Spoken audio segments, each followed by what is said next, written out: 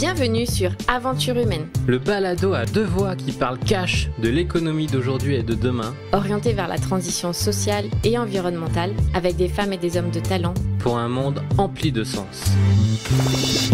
Je suis Laura et après un tour de monde de plus de 8 mois, seule en sac à dos, j'ai compris à quel point le fait de bien se connaître pouvait ouvrir de nouvelles portes, laisser place à de merveilleuses rencontres et entreprendre différemment en plaçant l'humain et la nature au cœur de toute démarche. Moi, c'est Gaël, passionné par les connexions humaines et les parcours sinueux, mais riches, de chaque aventurier de la vie. Je suis convaincu que nous pouvons réaliser de grands projets si nous sommes bien entourés et préparés à affronter les obstacles. Et c'est pourquoi, pour t'inspirer, je pars rencontrer des personnalités visionnaires et audacieuses chaque semaine. Alors si toi aussi, une vie à impact positif te parle, aide-nous à partager et faire grandir notre balado que l'on chérit particulièrement. Alors ouvre bien tes oreilles et ton carnet.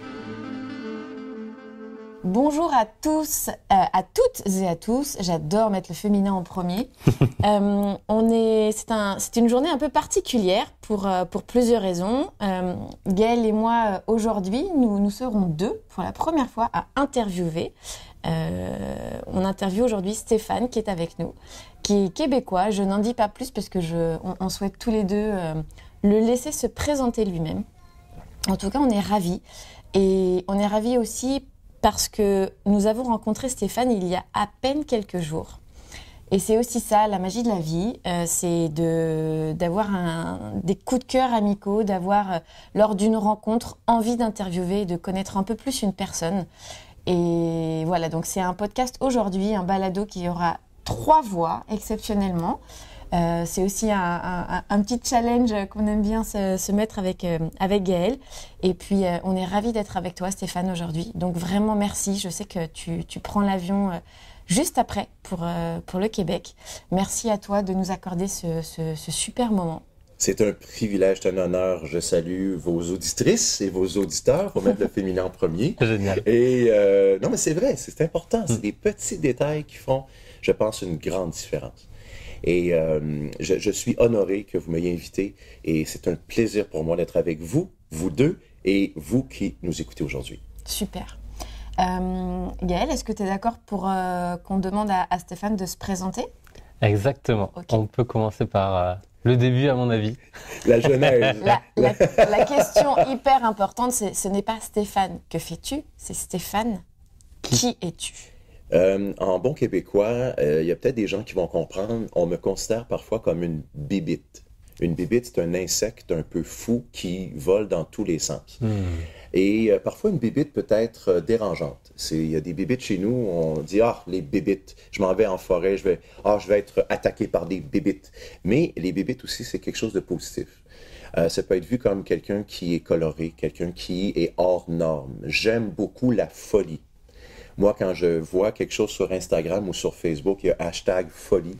Moi, je me dis, il y a quelque chose là. Comme vous, votre podcast, c'est un brin de folie, aventure humaine. Vous le faites ensemble.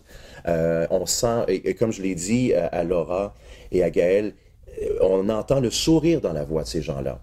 Et pour moi, c'est hors norme. On met de l'extra dans l'ordinaire. Alors, Stéphane, c'est un gars à la base très gêné, très timide. Moi, j'étais le plus timide de mon école.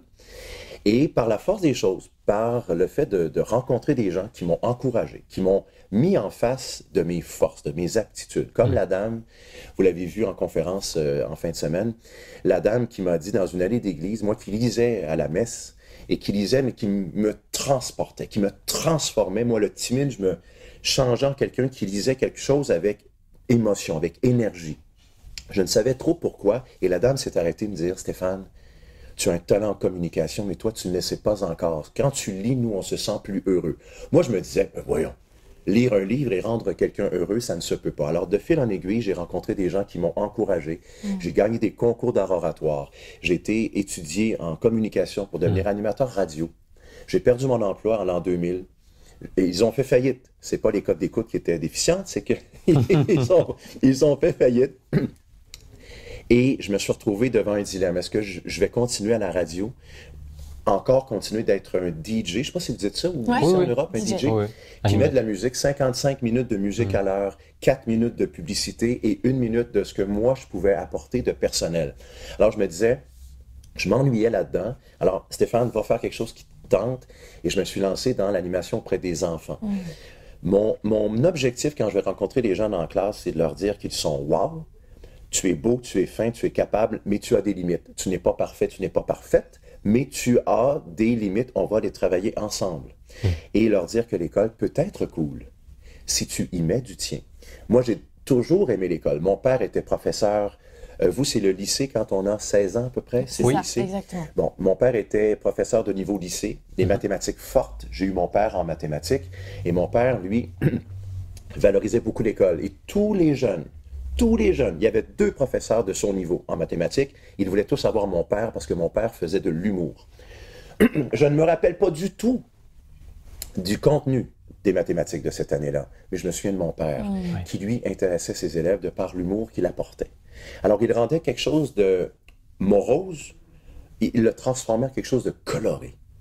Et c'était avec lui un peu une aventure humaine, parce qu'il apportait quelque chose à l'humain. On se sentait aimé par mon père parce qu'il nous apportait cet humour-là. Tu fais rire, tu aimes. Tu aimes, tu fais rire. Dans votre couple, vous faites rire l'un et l'autre. Ben ça, c'est sinon, ça fait quoi? Et ça, c'est la fin de la vie. C'est la fin de l'aventure humaine. Alors, il faut toujours garder cette espèce de là, puis apporter quelque chose aux gens.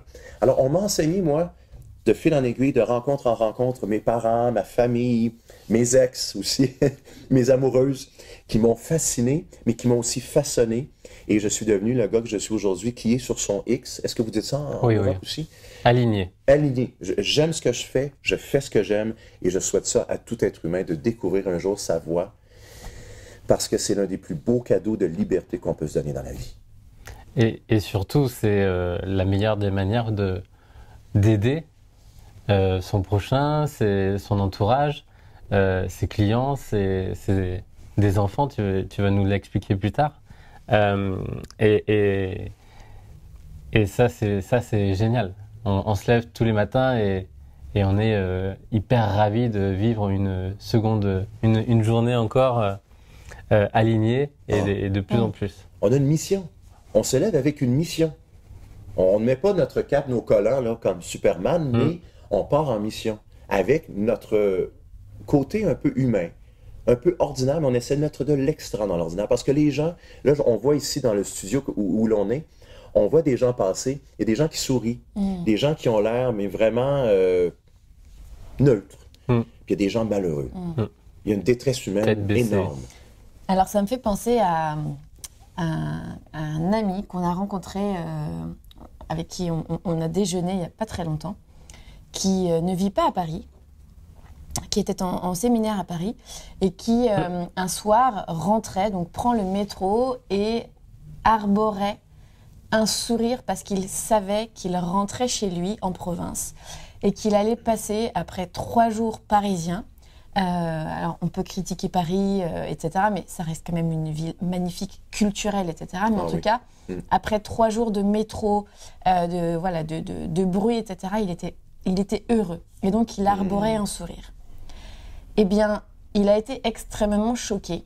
Quelqu'un lui a mis l'a alpagué dans le métro et lui a dit « Pourquoi tu souris ?» Ah oui? Et il lui a juste répondu « Parce que je suis juste content de rentrer chez moi. » Et la personne lui a répondu « Ouais, mais ton sourire me dérange. » Et depuis, je pense qu'il se reconnaîtra parce qu'il écoute quasiment tout le temps nos podcasts. Comment s'appelle-t-il? Cédric. Cédric. Ouais. Et Cédric qui arbore naturellement un sourire et qui sincèrement a un charisme naturel, nous en a parlé avec une certaine émotion en disant je ne savais plus quoi dire et c'était très intéressant puisque suite à cette anecdote, je me suis fait la réflexion finalement quand je prends le métro, quand je marche dans la rue et que je souris naturellement, je me suis dit est-ce que je vais arrêter ça ou est-ce que je vais continuer à sourire naturellement? Et je me suis dit non, en fait, on va continuer à sourire naturellement. Bravo. Mais c'était C'est troublant. c'était troublant, autant pour lui que pour nous, et qui disait le sourire peut aussi déranger. Et c'est pas pour autant qu'il faut au contraire s'arrêter de sourire. On va en parler un petit peu plus loin dans ce podcast. Le sourire est très important aussi dans ta vie. Et voilà, il faut juste savoir que tout le monde ne sourit pas et qu'en souriant, parfois on dérange, mais parfois on donne aussi envie aux autres de sourire. Effectivement, on contamine. Complètement. Parce que Cédric, d'abord, félicitations Cédric de l'avoir fait et j'espère que vous continuez, un peu comme Laura l'a dit. J'espère que vous arborez encore votre sourire parce que pour toutes les personnes qui n'ont pas dit à Cédric qu'ils étaient surpris, mais positivement, qu'il ait souri, il y a une personne qui lui a dit « Tu me déranges ». Il ne faut pas cesser parce que notre intention, elle est laquelle? Elle est noble. Et quand elle est noble, continuons. Parce que notre mission, elle est comme ça. C'est ça qu'on dérange. Vous dérangez dans votre milieu, dans votre travail, dans la vie de tous les jours. Je dérange quand je vais dans les écoles. Il y a des enseignants, ils sont en minorité, mais je le sens. Il y a des enseignants qui me voient comme un adversaire, comme un compétiteur. Oh, tu es le comédien. C'est ce que je sens. Tu es quelqu'un avec une énergie, une folie. Moi, je n'ai pas cette folie-là. Et puis les élèves t'apprécient. Ils m'apprécient, mais c'est en format spectacle un peu. Mais je dis aux enseignants, je viens pour vous. Je viens aussi pour vous, pas juste pour les enfants. Ce que je vais dire aujourd'hui pendant l'heure et quart, 75 à 90 minutes, c'est exactement ce que vous enseignez aux enfants au quotidien, mais je le dis à ma façon. Donc, je viens renforcer votre message pour que vous ayez encore plus de plaisir dans votre boulot, dans votre travail, et un lien encore plus fort avec les enfants, les élèves qui sont sous votre charge. Et l'enseignant ou l'enseignante qui me regarde comme un compétiteur, je le sens. Mais je fais ça pour qui? Mes clients, ce sont les enfants. Complètement. Alors, si vous n'embarquez pas, c'est un peu comme Cédric avec cette personne qui lui a dit « Tu me déranges », bien, vous n'embarquez pas. C'est OK. Mais moi, je vous laisse votre liberté d'être. Laissez ma liberté d'être qui je suis. Complètement. Alors, moi, je vais voir les enfants, puis habituellement, les enseignants me disent « Hey, tu as exactement ce que moi, je dis au quotidien. Tu as exactement dit ce que la semaine dernière, on a enseigné dans tel cours ou telle matière. » Et merci, parce que tu viens de dire, par tes actions, par ton regard que tu as posé sur les enfants, par tes mots, tu viens de dire que mon message a de la valeur. Et pour moi, ça, c'est l'un des plus beaux cadeaux. Donc Cédric, si tu nous écoutes, et je suis sûre que tu nous écouteras, même le Québec te dit de continuer à arborer ton sourire et vraiment continuer à... Absolument. C'est quelqu'un de très... Et tous ceux qui nous écoutent, hein. Ouais. Souriez, c'est tout. Continuez simplement. à sourire. Et vous avez utilisé le verbe déranger. Il y a une enseignante, il y a à peu près 2 ans, au mois d'août. Nous sommes au mois d'août et au mois d'août, au Québec, les enfants ne sont pas encore rentrés à l'école. Oui. Donc, je rencontre les équipes écoles. Donc, les enseignants, les psychoéducateurs, les secrétaires, les concierges. Bon. Et il y a une enseignante qui vient me voir à la pause pendant ma conférence et qui est en pleurs. Et là, je lui dis, qu'est-ce qu'il y a? Monsieur Paradis, il faut que je vous parle. Je viens de changer d'école, c'est ma nouvelle école, mais j'ai une peur, celle de déranger. Pourquoi as-tu cette peur-là? Parce qu'à mon ancienne école, je me sentais toute seule. Je fermais ma porte, mes collègues trouvaient que je dérangeais par ma façon d'enseigner, par le fait que j'avais un lien très fort avec mes élèves, mais je me sentais toute seule. Et j'ai dit, continue. Bien sûr. Continue. Il y a un enseignant de maternelle qui m'a un jour dit, moi Stéphane, j'ai un metteur en scène, c'est le ministre de l'Éducation.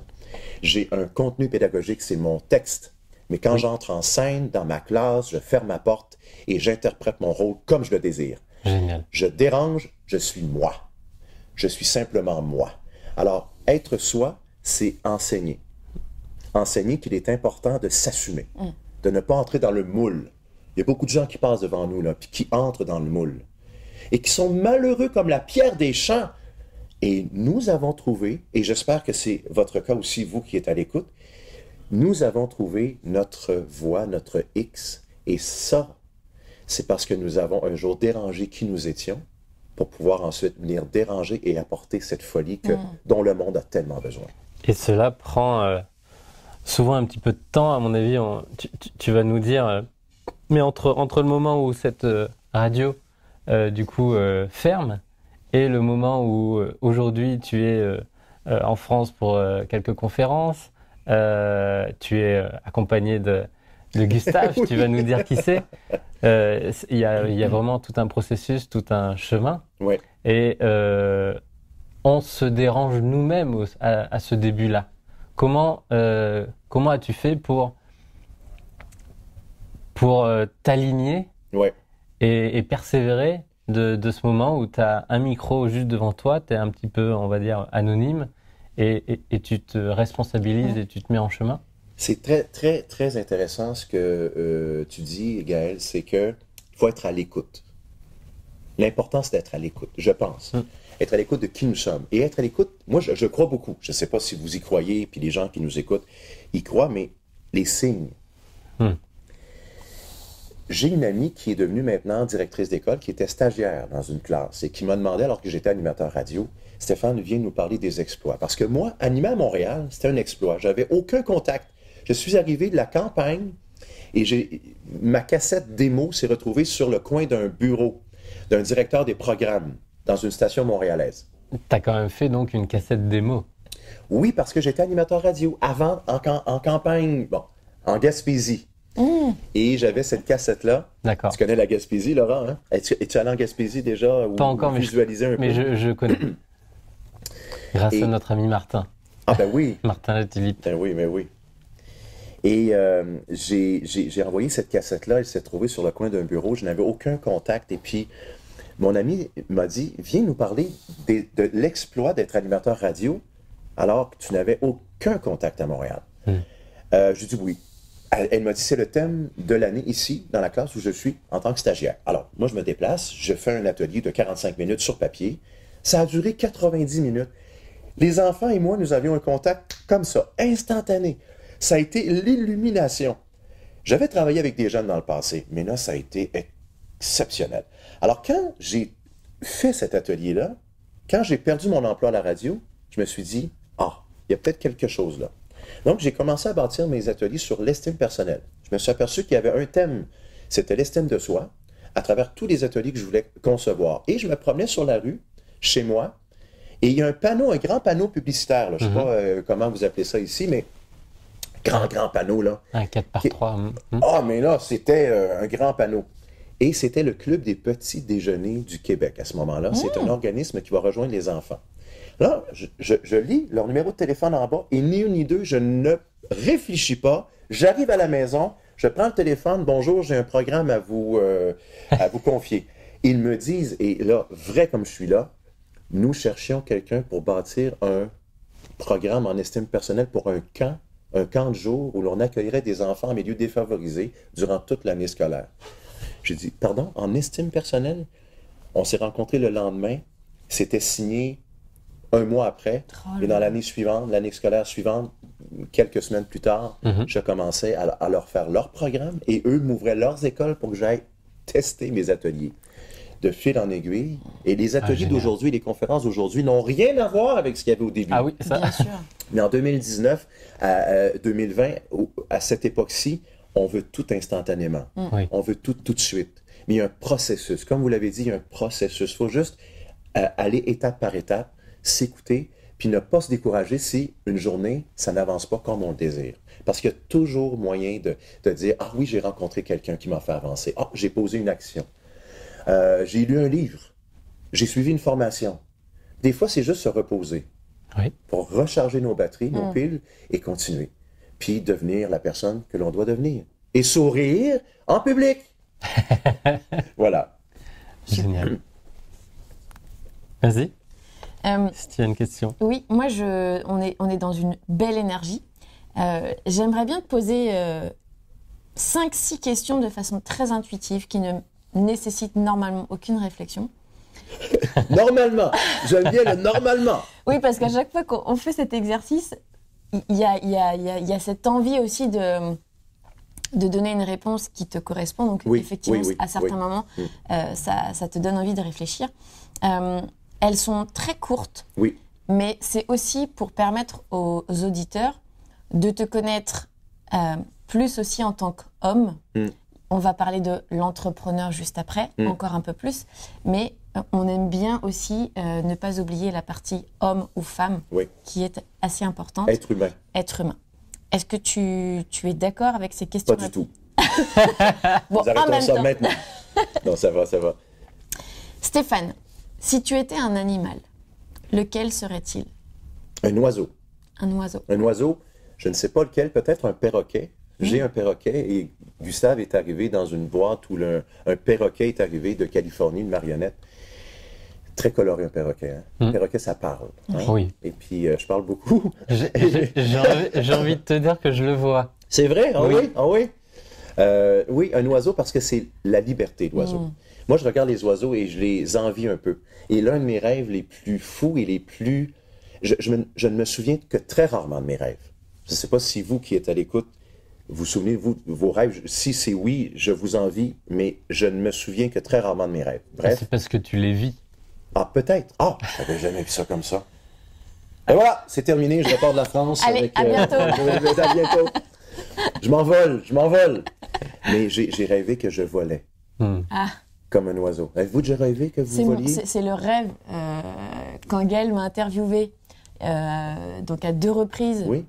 avant et après mon tour du monde, une des questions c'était quel est le don que tu souhaiterais avoir? Ah oui, Et je lui ai répondu, j'aimerais voler. voler. Mais c'est la liberté. Quand on rêve qu'on vole, et je m'en souviens encore de ce rêve-là, et je l'ai fait il y a plusieurs dizaines d'années, bon, pas tant que ça, mais quand même, et c'est vraiment l'extase. Ouais. C'est le rêve sublime. Moi, c'est le rêve que j'ai réalisé, le premier rêve que j'ai réalisé grâce à l'Association des Petits Princes. Une association qui réalise les rêves des enfants malades. Ah oui, ah oui. Et c'est ce que j'avais demandé, voler. Oh. Donc j'ai pris cet avion et on en reparlera si tu veux. Oui, tu as bénéficié de ça? Oui. Oh oui, on va s'en parler, c'est sûr. On fera un autre podcast là-dessus. Allez, on enchaîne. Si tu étais un super-héros, lequel serait-il? Je peux pas répondre à ça. Je suis déjà un super-héros. Ah, donc c'est une magnifique Non, mais réponse. c'est aucune prétention. Aucune prétention. Mais les enfants aujourd'hui ont besoin de super-héros. Ont besoin de héros. Super-héros, mais ont besoin de héros tout court. Des gens qui vont leur dire tu es beau, tu es belle, tu es fine, tu es capable, tu as des limites. Mais c'est l'imperfection. Et la beauté de la vie, c'est d'assumer nos différences, d'assumer nos imperfections. Et le super-héros, c'est celle ou celui qui va amener l'autre à exploser, à être lui-même ou elle-même. C'est sûr. Alors, vous êtes des super-héros, vous deux. Les gens qui nous écoutent, la personne qui nous écoute en ce moment, parce qu'on entre dans un cœur à la fois, c'est une héroïne ou un héros. Tout le monde l'est. Mais tout le monde n'est pas conscient de l'être. Oui. Il y en a que c'est latent. C'est un peu comme les super-héros dans les films. Ça commence Il y a une souvent par... construction. Bon, oui, puis c'est des gens très ordinaires. À un moment donné, ils découvrent qu'ils viennent de la planète Krypton, ou je ne sais pas, et puis... bon, et là, ils se transforment. Mais c'est ça, on rencontre des gens qui nous révèlent à nous-mêmes. Mais nous sommes tous de ces héros-là. Et c'est ce que je veux dire aux gens, aux enfants particulièrement. Et aux adultes que je rencontre, les adultes signifiants qui vont rencontrer les apprentissages des enfants. Les ex-enfants, là, vous êtes des enfants qui avaient grandi. Allez donc redonner le meilleur de vous-même à ces enfants qui vont nous remplacer. Donc, ces héros-là, on n'a pas besoin de cape, pas besoin de collant. Non. Mais on entre tous dans une boîte téléphonique à chaque jour pour... se changer comme Superman et partir à la rencontre de ces êtres humains-là. Ah, super. Donc soyez vous-même, vous êtes tous et nous sommes tous des héroïnes et des héros. Oui. Ouais, c'est très... Merci beaucoup. Est-ce que tu peux finir cette phrase? Stéphane, rire, c'est quoi? Rire, c'est la vie. Rire, c'est la vie. On me demande, pourquoi portes-tu des chaussures rouges, des chaussettes, je ne dis pas des bas. J'ai déjà dit une fois des bas en Bretagne lors d'une formation et il y a 2-3 personnes qui ont eu un sourire moqueur et rendu au déjeuner, je leur ai demandé pourquoi avez-vous ri? Ben, c'est parce que les bas ici, c'est pas comme les chaussettes chez vous. Ah, ok, oui, j'ai eu l'image. Alors regarde, vous avez ri là. Non, le rire, c'est la vie. Et le rire, c'est la couleur. Le rire, c'est la couleur de quelqu'un. Et je dis souvent aux enfants qui ont un rire communicatif, contaminant, ne changent jamais. Souvent, ceux qui ont 11-12 ans vont entrer chez nous, c'est le secondaire.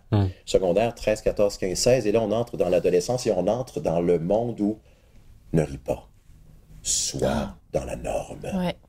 Si tu ris, Ne te fais pas remarquer. ne te fais pas remarquer. Et Ne puis- rêve pas trop haut. Et puis les garçons, on la voit qui mue.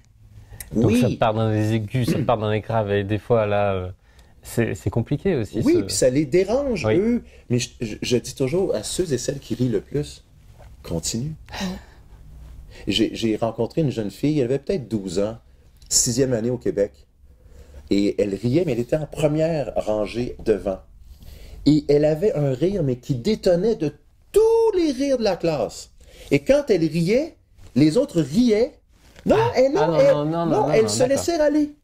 Mais je lui ai dit, l'an prochain, il y a un piège. On va te dire, soit que tu entres dans le moule et que tu ressembles à tout le monde, ou soit que tu acceptes tes différences, tu les assumes, et que tu te fasses moins d'amis, mais des amis de qualité. Ouais.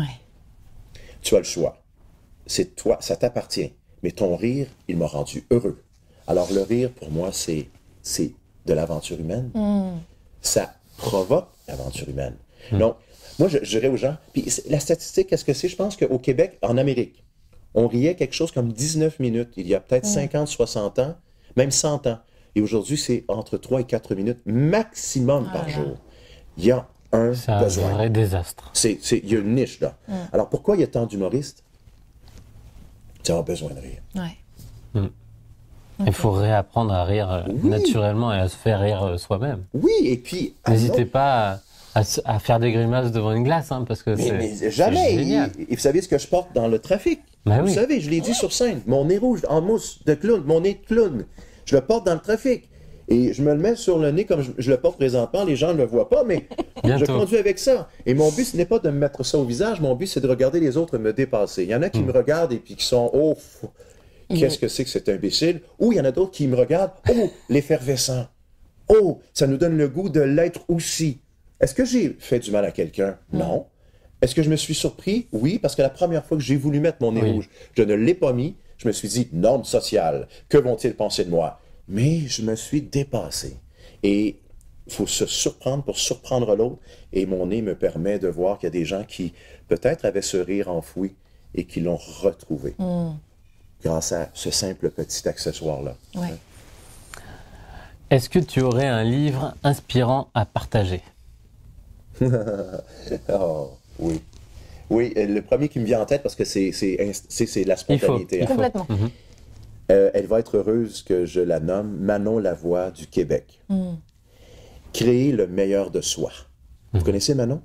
Non, mais Ok. ce nom Bon, ça me parle. il faut absolument que vous qui On nous va écoutiez, mettre là, le lien, le lien. à la Oui, fin oui. du podcast. Manon Lavoie, créer le meilleur de soi, qui vient d'ailleurs en Europe une fois de temps en temps, même pour des D'accord. retraites en créativité. C'est une maître en créativité et son livre, c'est l'un des plus beaux livres que j'ai lus et vus de ma vie.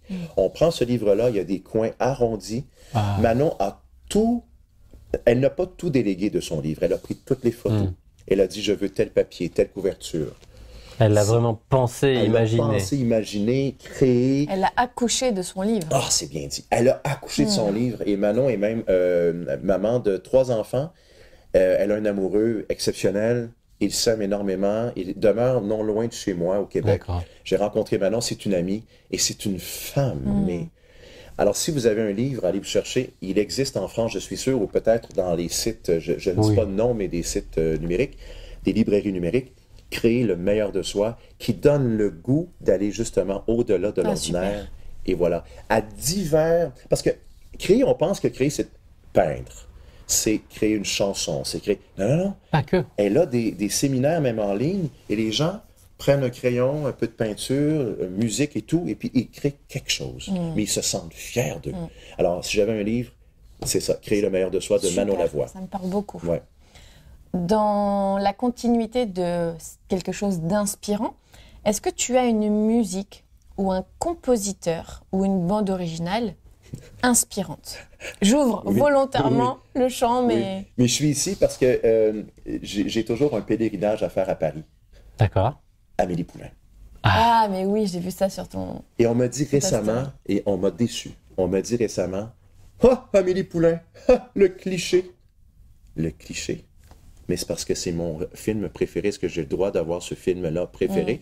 Je ne suis pas peut-être quelqu'un qui écoute et regarde des films de répertoire 5 fois semaine, Et j'en regarde parfois. Mais Amélie Poulain, pour moi, c'est un film qui me parle parce que c'est un feeling good movie. C'est quelque chose qui parle de Paris d'abord, qui montre Paris sous un jour vraiment incroyable. Audrey Tautou, c'est une femme qui, moi, mon Dieu, c'est une femme d'une beauté incroyable. Mais outre ça, le scénario, pour moi, ça a été une révélation. Faire le bien au quotidien. Et hier, vous allez dire, ça fait peut-être quoi, 5, 6, 7 fois que je viens à Paris. C'est la première fois que je passe devant le café des Deux Moulins et que j'entre. Avant, je passais devant, je prenais une photo où j'appelais des gens. « Hey, on se fait une vidéo là, regarde, devant le café des Deux Moulins. » Mais je ne suis jamais entré. J'ai promis à une amie d'aller entrer à l'intérieur et de manger. Et hier, c'est ce que j'ai fait. Ouais, j'ai vu ça. Et puis, j'ai pris un drink, comme je dis chez moi, avec Amélie Poulain. J'ai fait une photo, en tout cas, un peu fofolle. Elle boit la paille avec toi. Avec moi. Elle est géniale. Audrey Tautou était avec moi. Elle était peut-être pas physiquement avec moi, mais... Et Amélie Poulain, pour moi, le fabuleux destin, c'est tout ce que la vie, tellement... Et Amélie est très timide.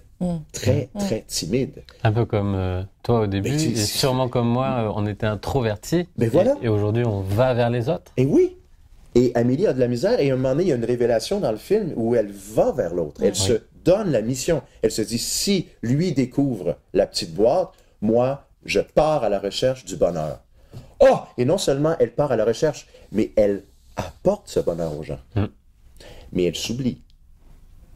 Elle s'oublie. Et à la fin, on voit que, elle commence à penser un peu à elle. C'est le danger. Quand on veut apporter, on se donne une mission, c'est facile de s'oublier. Mais il faut un équilibre, je pense. Il faut autant penser à soi. Si un avion tombe, il faut mettre le masque. Mais en premier. En premier. Et après, aider l'autre. Oui. C'est exactement pareil dans la vie. Ben oui. Si on ne prend pas soin de soi, comment pouvons-nous prendre soin de l'autre? Amélie Poulain, voilà. Et donc, la bande originale aussi de Yann Tiersen. Et voilà. Ok, c'est un ensemble. Oui.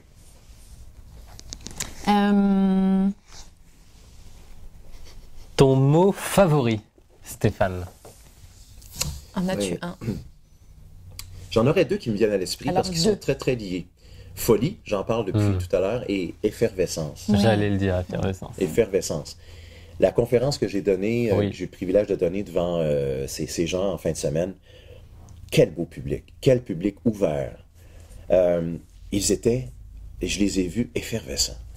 Je te coupe volontairement parce que je précise aux auditeurs que tu as eu aussi la tâche difficile de passer le dernier de la journée.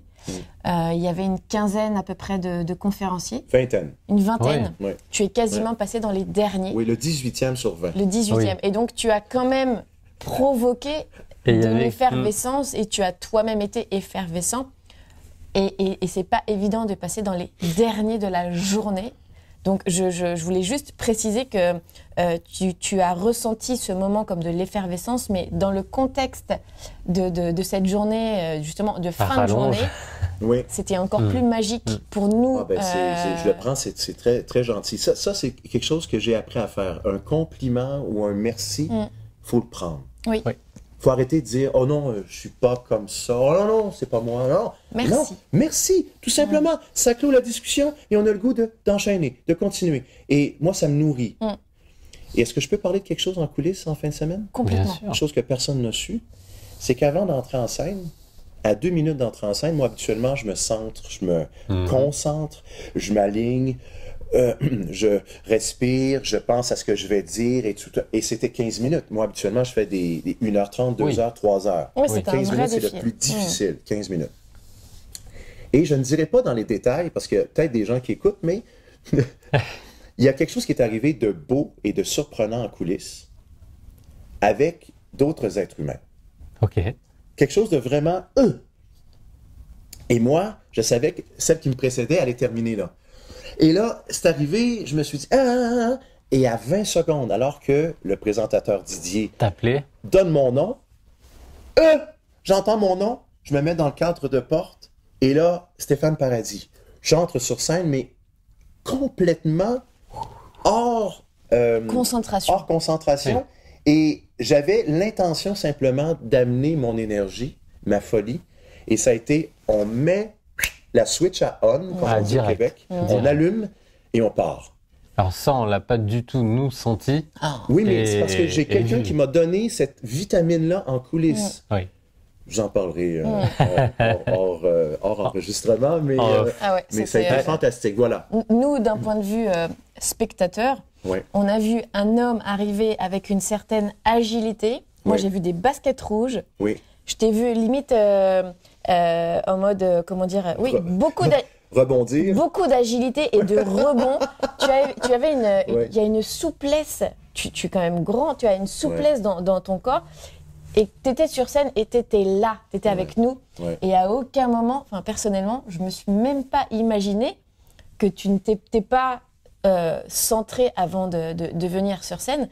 Pour moi, tu étais à ta juste place au bon moment et tu étais sur scène et ça y est, c'était parti.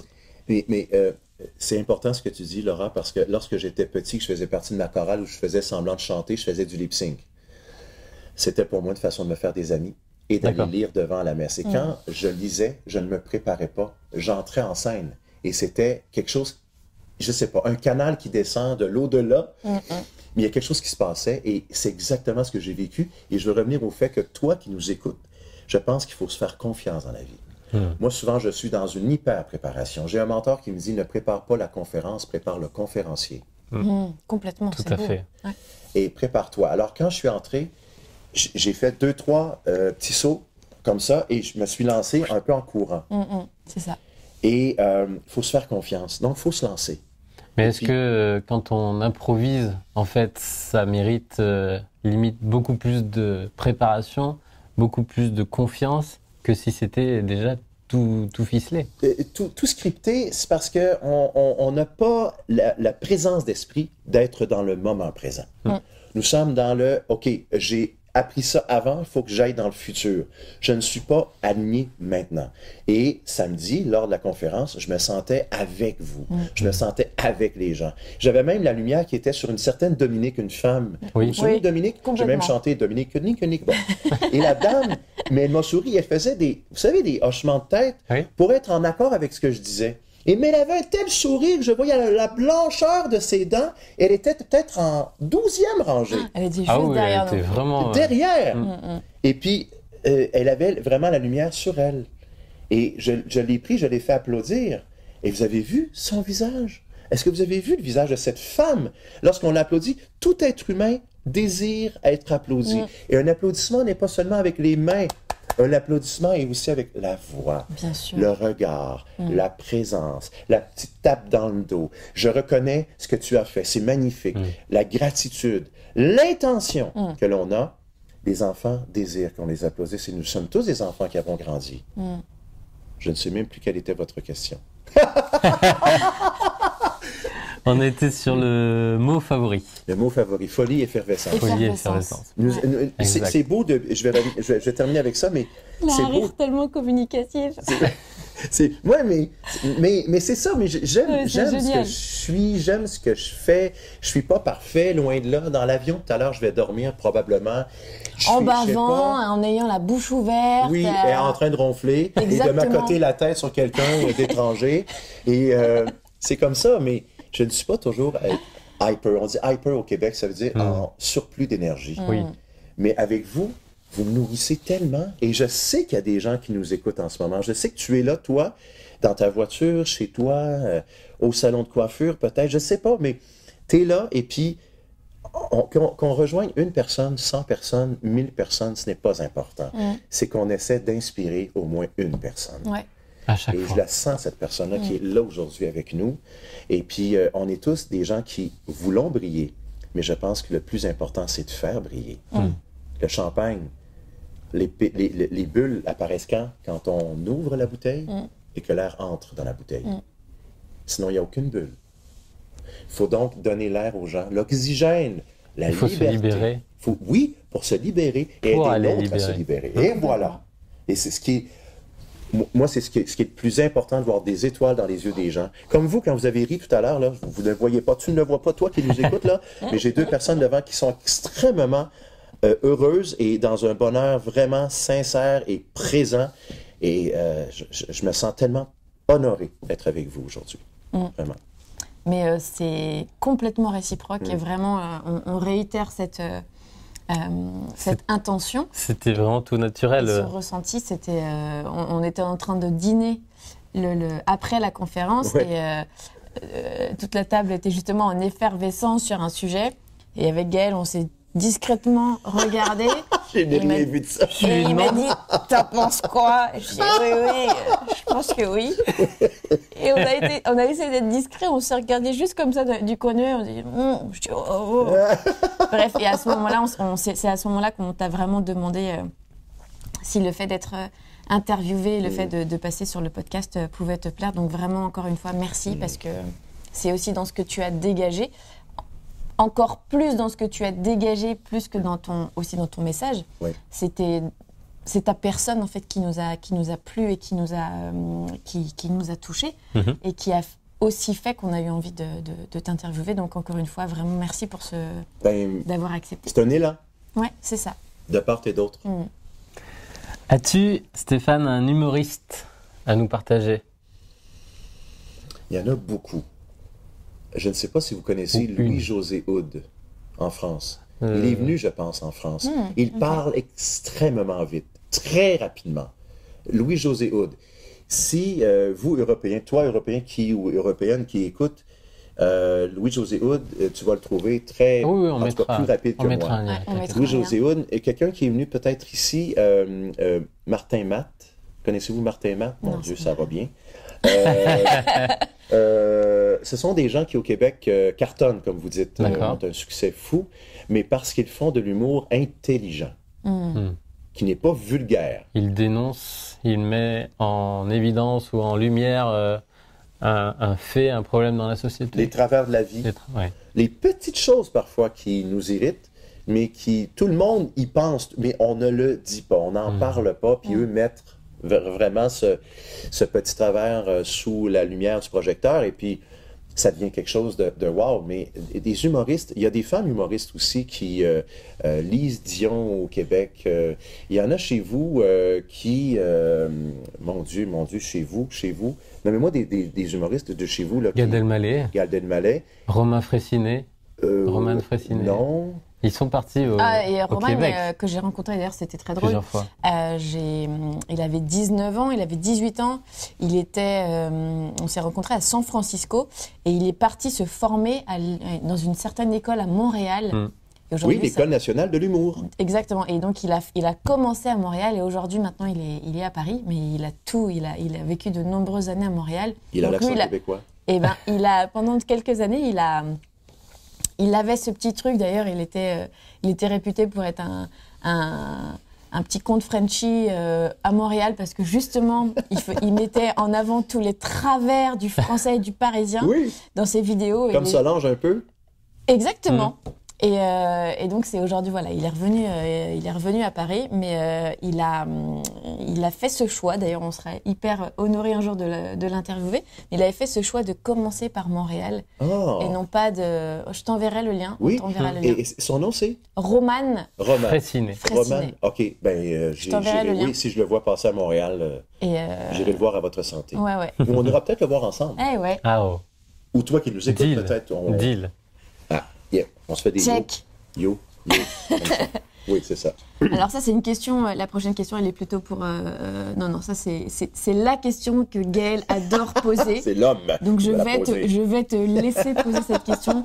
Ah oui. Ça c'est ta question. Alors ça c'est mon énergie. Si tu avais un bouton No Limit maintenant à appuyer, qu'est-ce qui se passerait? Qu'est-ce que tu ferais? No Limit. No Limit. Pouf. Tout est possible. Tout est possible. Que chaque enfant de 12 ans et moins puisse découvrir quelle est son essence et sa mission de vie. C'est beau. Parce que si cet enfant-là découvre quelle est sa mission de vie, c'est qu'il va penser à un plan ou mettre en action une espèce de séquence de visualisation qui va l'amener à devenir ce qu'il doit devenir. C'est parce que nous sommes tous des vous savez, des diamants. Hein? Et puis, c'est comme le sculpteur qui prend un bloc de bois, de marbre, peu importe, et qui sculpte. Il y a quelque chose à l'intérieur, mais on ne le voit pas jusqu'à ce qu'on ait enlevé le superflu. Faut faire les facettes. Oui. Dessiner les facettes du diamant. Alors, si j'avais un bouton no limite, c'est que tout enfant de 12 ans et moins, pourquoi je dis 12 ans et moins?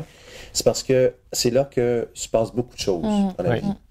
Je dis aux gens qui me disent, hey, toi, là, tu ne vas pas voir les jeunes de 13 ans et plus pour leur dire que l'école, c'est cool. C'est parce qu'ils ont déjà la perception que l'école, ce n'est peut-être pas cool. Alors moi, je vais voir en amont les enfants de 7 à 12 ans et leur dire, regarde, on va peut-être changer les choses pour t'amener à vivre des choses différentes dans le futur. Et il y a des enfants qui, malheureusement, il y a trop d'enfants qui, malheureusement, ne tirent pas le bon numéro. Je vais faire une confidence sur votre podcast.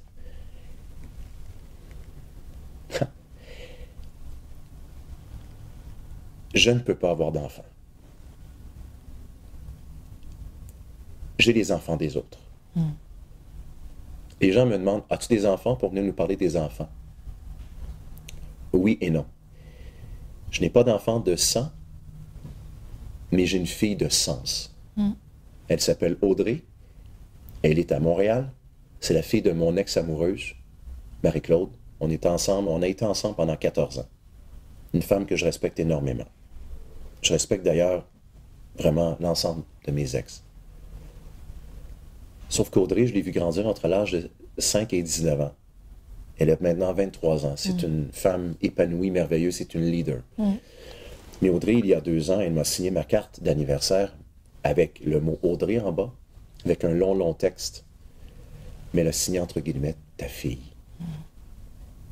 Et pour moi, ça, c'est le summum de la réussite, je pense, en tant que parent. Parce que je ne dis pas beau-père, je dis père de cœur.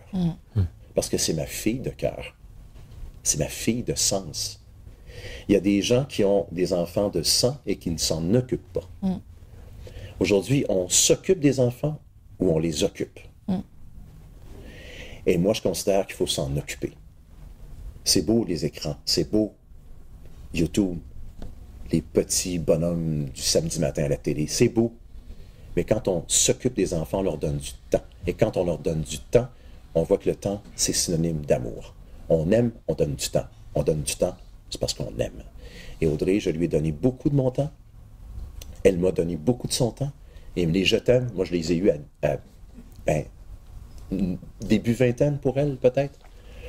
Mon premier câlin, ça a été à 17 ans. Elle est rentrée après qu'elle soit sortie de la maison. Elle est venue me voir et puis elle a regardé sa mère et puis silencieusement, elle est revenue me voir, me faire un câlin. Elle n'a pas dit un mot, elle est ressortie. Mais mes câlins, mes je t'aime, c'était « Tu viens avec moi au soccer. Tu viens avec moi chercher des bonbons, des dépanneurs. » Quand j'ai 23 enfants en classe, ce sont mes 23 enfants. Je ferme la porte et moi, ce que je dis, ce que je fais, ce que je vais véhiculer comme message, ça parle, ça enseigne. On enseigne de par ce que nous sommes. Et je n'ai pas d'enfants de sang, mais j'ai des enfants des autres. Et c'est les Africains qui ont dit, il faut tout un village pour élever un enfant. Mais d'ailleurs, quand on a à cette conférence, tu avais certes 250 adultes devant toi, mais aujourd'hui, je pense qu'on peut aussi te le dire, tu as eu aussi ce jour-là 250 enfants. Et merci pour ce que tu nous as transmis, parce que on était plusieurs à arborer notre nez rouge fièrement à la fin de cette conférence. Et le nez rouge, c'est quelque chose de très symbolique pour moi, parce qu'au lycée, c'est un cadeau qu'on m'a offert. Mes amies me trouvaient toujours très drôle. Ah oui. Et elles savaient que les cadeaux, ça ne me parle pas tant que ça n'a pas de sens. Et donc, elle m'avait offert un petit bouquin. C'était Laura le lézard, parce qu'elle trouvait que j'avais des yeux verts particuliers. Et elle m'avait offert à côté un nez rouge. Et elle m'avait dit, ne perds jamais cette petite étincelle qui nous fait tant rire. Et la vie a fait que pendant des années, je riais et je faisais rire en petit comité. J'ai fait beaucoup de théâtre, je faisais beaucoup de danse, et puis progressivement, voilà, la société a fait que j'ai oublié tout ça. Et c'est aussi pour ça que j'étais partie en voyage, pour aussi me retrouver et retrouver cette petite fille qui a jamais été loin, mais que j'avais un peu enfouie Et c'est justement en rencontrant des belles personnes comme toi que, tu vois, dans mon sac, là, aujourd'hui, on reparlera de Gustave, mais dans mon sac, aujourd'hui, j'avais le choix ce matin de sortir les 2 cadeaux que tu nous as offerts. Ouais. Et j'ai volontairement laissé dans mon sac ce nez rouge, et Gustave. Et pour ça, voilà. Il est dans la poche aussi. Fait la preuve. Il est dans la poche. Il est dans mon sac. Il est d'ailleurs dans nos affaires respectives. Et donc ce que tu transmets aux enfants de moins de 12 ans, sache que tu sais aussi le transmettre à des adultes, quel que soit l'âge, et à des adultes qui ont aussi envie de se réconcilier et qui aussi ont envie de parler à cet enfant, parce qu'on a tous été des enfants. Et heureusement que beaucoup gardent cette âme d'enfant, même en étant adulte. Donc tu ne t'adresses pas qu'à des enfants, tu t'adresses aussi à des adultes, et merci pour ça. Ben merci de le dire, parce que c'est l'essence de ma mission, et je m'ouvre de plus en plus aux adultes qui sont ouverts à se rappeler qu'ils ont été petits. Vous avez remarqué à la conférence le thème des Muppet Show? Oui. Peut-être, vous, ça s'appelait L'heure Muppet ou Muppet Show? On connaît. Puis j'ai fait, à un moment donné, arriver le thème de l'émission durant la conférence, et je demande aux gens de lever les 2 bras, parce que j'ai une passion des marionnettes. Et tout le monde a fait comme s'ils avaient des marionnettes dans le bras, sauf qu'il y a des gens qui ont levé le bras, mais les bras avec difficulté, en regardant tout le monde autour. Est-ce que je vais faire ça ici? Est-ce que je vais... Et ça dure 1 minute, mais ces gens-là, à la fin, sont comme tout le monde. On voit les petites filles et les petits garçons. Et c'est là qu'on voit que les gens ont besoin de folie, ont besoin de retrouver cette effervescence et le sourire que les gens avaient après le Muppet Show. C'était... c'est fou. C'est fou. Voilà. Mais au-delà du fait de faire sourire et rire, tu amènes aussi le jeune adulte et l'adulte à se poser la question du regard de l'autre. Ah oui. C'est aussi pour ça que on a tous vécu, et moi la première à l'école, des grosses humiliations avec notamment des bons profs de maths qui te mettent au tableau alors qu'ils savent que tu n'as rien compris à la leçon. Et j'en passe avec mes profs de physique. J'ai jamais rien compris à la physique. Et quand on m'a rendu ma copie, moi aussi, je vais faire une confidence. Ma première note au lycée en physique, j'ai eu 0,25. Juste parce que j'avais écrit avec de l'encre la formule. Il y avait que ça sur ma copie, parce que je ne comprenais pas ce qu'on me demandait. Et cette prof qui m'a marquée malgré elle, en rendant ma copie, m'a dit devant toute la classe, c'est qui est Laura Lepers? Et quand j'ai levé la main honteuse, parce que je savais que j'avais absolument pas brillé, pour le coup, tu vois, l'effervescence, les bulles, le sortir, moi, elles étaient bien vers le bas. C'était l'implosion. Et elle a dit, comment est-ce possible de nos jours d'avoir 0,25 ? Je lui ai dit que je n'avais pas compris la leçon. Et en fait, tout le lycée était au courant. Et donc, les gens, en seconde, venaient me voir, limite, en me disant « franchement, 0, bien joué, quoi ». Et j'étais presque devenue une coqueluche, parce que, dans le mauvais sens, en me disant, les gens me disaient « respect », parce que 0,25, il faut le faire. Et donc, quand tu parlais de l'importance de l'enseignant, et un enseignant, aujourd'hui, ce n'est pas juste quelqu'un qui est bon en maths, c'est quelqu'un qui va te faire aimer les maths. Oui. Mais de par le fait qu'il est passionné. Bien sûr. Et qui est passionné de l'humain aussi, pas juste de la matière. Complètement. Et donc, le regard de l'autre, on l'a tous vécu à un moment donné. Mais en tout cas, à la conférence, ceux qui avaient peut-être du mal à lever la main, ou en tout cas en se demandant pourquoi tu leur demandais de faire ça, il y a clairement dans le rire et dans le fait de s'autoriser à rire pour des choses simples. Tu nous mets un nez rouge, tu nous mets Gustave, c'est simple, mais ça demande aussi d'être en paix autant avec soi-même et de se dire « Ok, merde, à tout le monde, fuck. Juste, j'ai envie de me faire rire, plus rien à foutre, là, le fameux hashtag. Rien à foutre, j'ai envie de rire, je ris. Voilà. Et donc, c'est vrai que dans ce que tu fais, moi, je pense qu'on est plusieurs à l'avoir pensé, c'est, tu renvoies aussi l'image de quelqu'un qui a fait, en français, on dit faire fi, abstraction du regard de l'autre, puisque faire rire aujourd'hui, c'est pas donné à tout le monde et c'est difficile. Et du coup, c'était très. Tu as presque donné 2 leçons. J'aime pas le terme leçon, mais tu as transmis le fait d'avoir envie de rire, de se réconcilier avec son enfant intérieur, et aussi de dire, en fait, arrête de regarder les autres, vis ce moment pour toi. Et je crois que ça a été quelque chose, on parlera de valeur juste après, mais c'est ce que tu as transmis au-delà du rire, du sourire et de l'enfant. C'est aussi, regarde, je suis sur scène, je suis alignée avec ce que je fais, et toi aussi, tu peux être aligné avec ce que tu es, ce que tu peux faire. Oui. Donc, ne regarde pas les autres et mets tes bras en avant. Et donc, c'était aussi quelque chose de très important que tu nous as transmis. Mais c'est l'enseignement de faut pas se fier à cette peur-là, qui est la peur du ridicule. Complètement. Faut dépasser ça. Parce qu'on ne fait pas de mal à personne. On se fait du bien à nous-mêmes. Mm-hmm. Et quand on est heureux, on peut partager des billes quand on a des billes dans notre sac, mais il faut prendre conscience qu'on a un sac, qu'on a des billes. Puis si on n'a pas de billes, on ne peut pas les partager. Donc, il y a une enseignante qui m'a déjà dit, moi, M. Paradis, je ne suis pas là pour avoir du plaisir en classe, je suis là pour enseigner. Séparation. Ouh!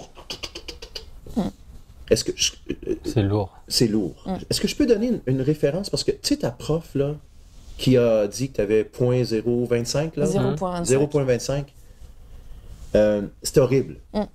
Une référence, peut-être que toi qui nous écoutes, tu voudrais aller voir. Est-ce que vous connaissez les conférences TED? Ah oui. Ouais, bien sûr. C'est fantastique. Il y en a une qui m'a impressionné, c'est Rita Pierson. J'appelle P-I-E-R-S-O-N. OK. C'est une enseignante américaine. Et qui dit dans sa conférence, entre autres, un jour, j'étais devant un groupe très difficile. On m'a confié les plus cancres, selon les autres, de l'école. D'accord. Et c'est un milieu extrêmement difficile. Et elle est arrivée en disant à ses élèves la première fois, « Je suis la meilleure enseignante et on m'a donné les meilleurs étudiants.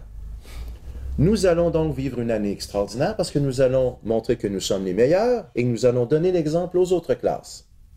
Donc, je suis la meilleure prof et vous êtes les meilleurs élèves. » Il y en a un qui se lève qui dit, « Madame, vraiment? » Elle dit, « Oui, vous êtes les meilleurs parce que moi, je demande l'excellence. » Et ça a été une année exceptionnelle.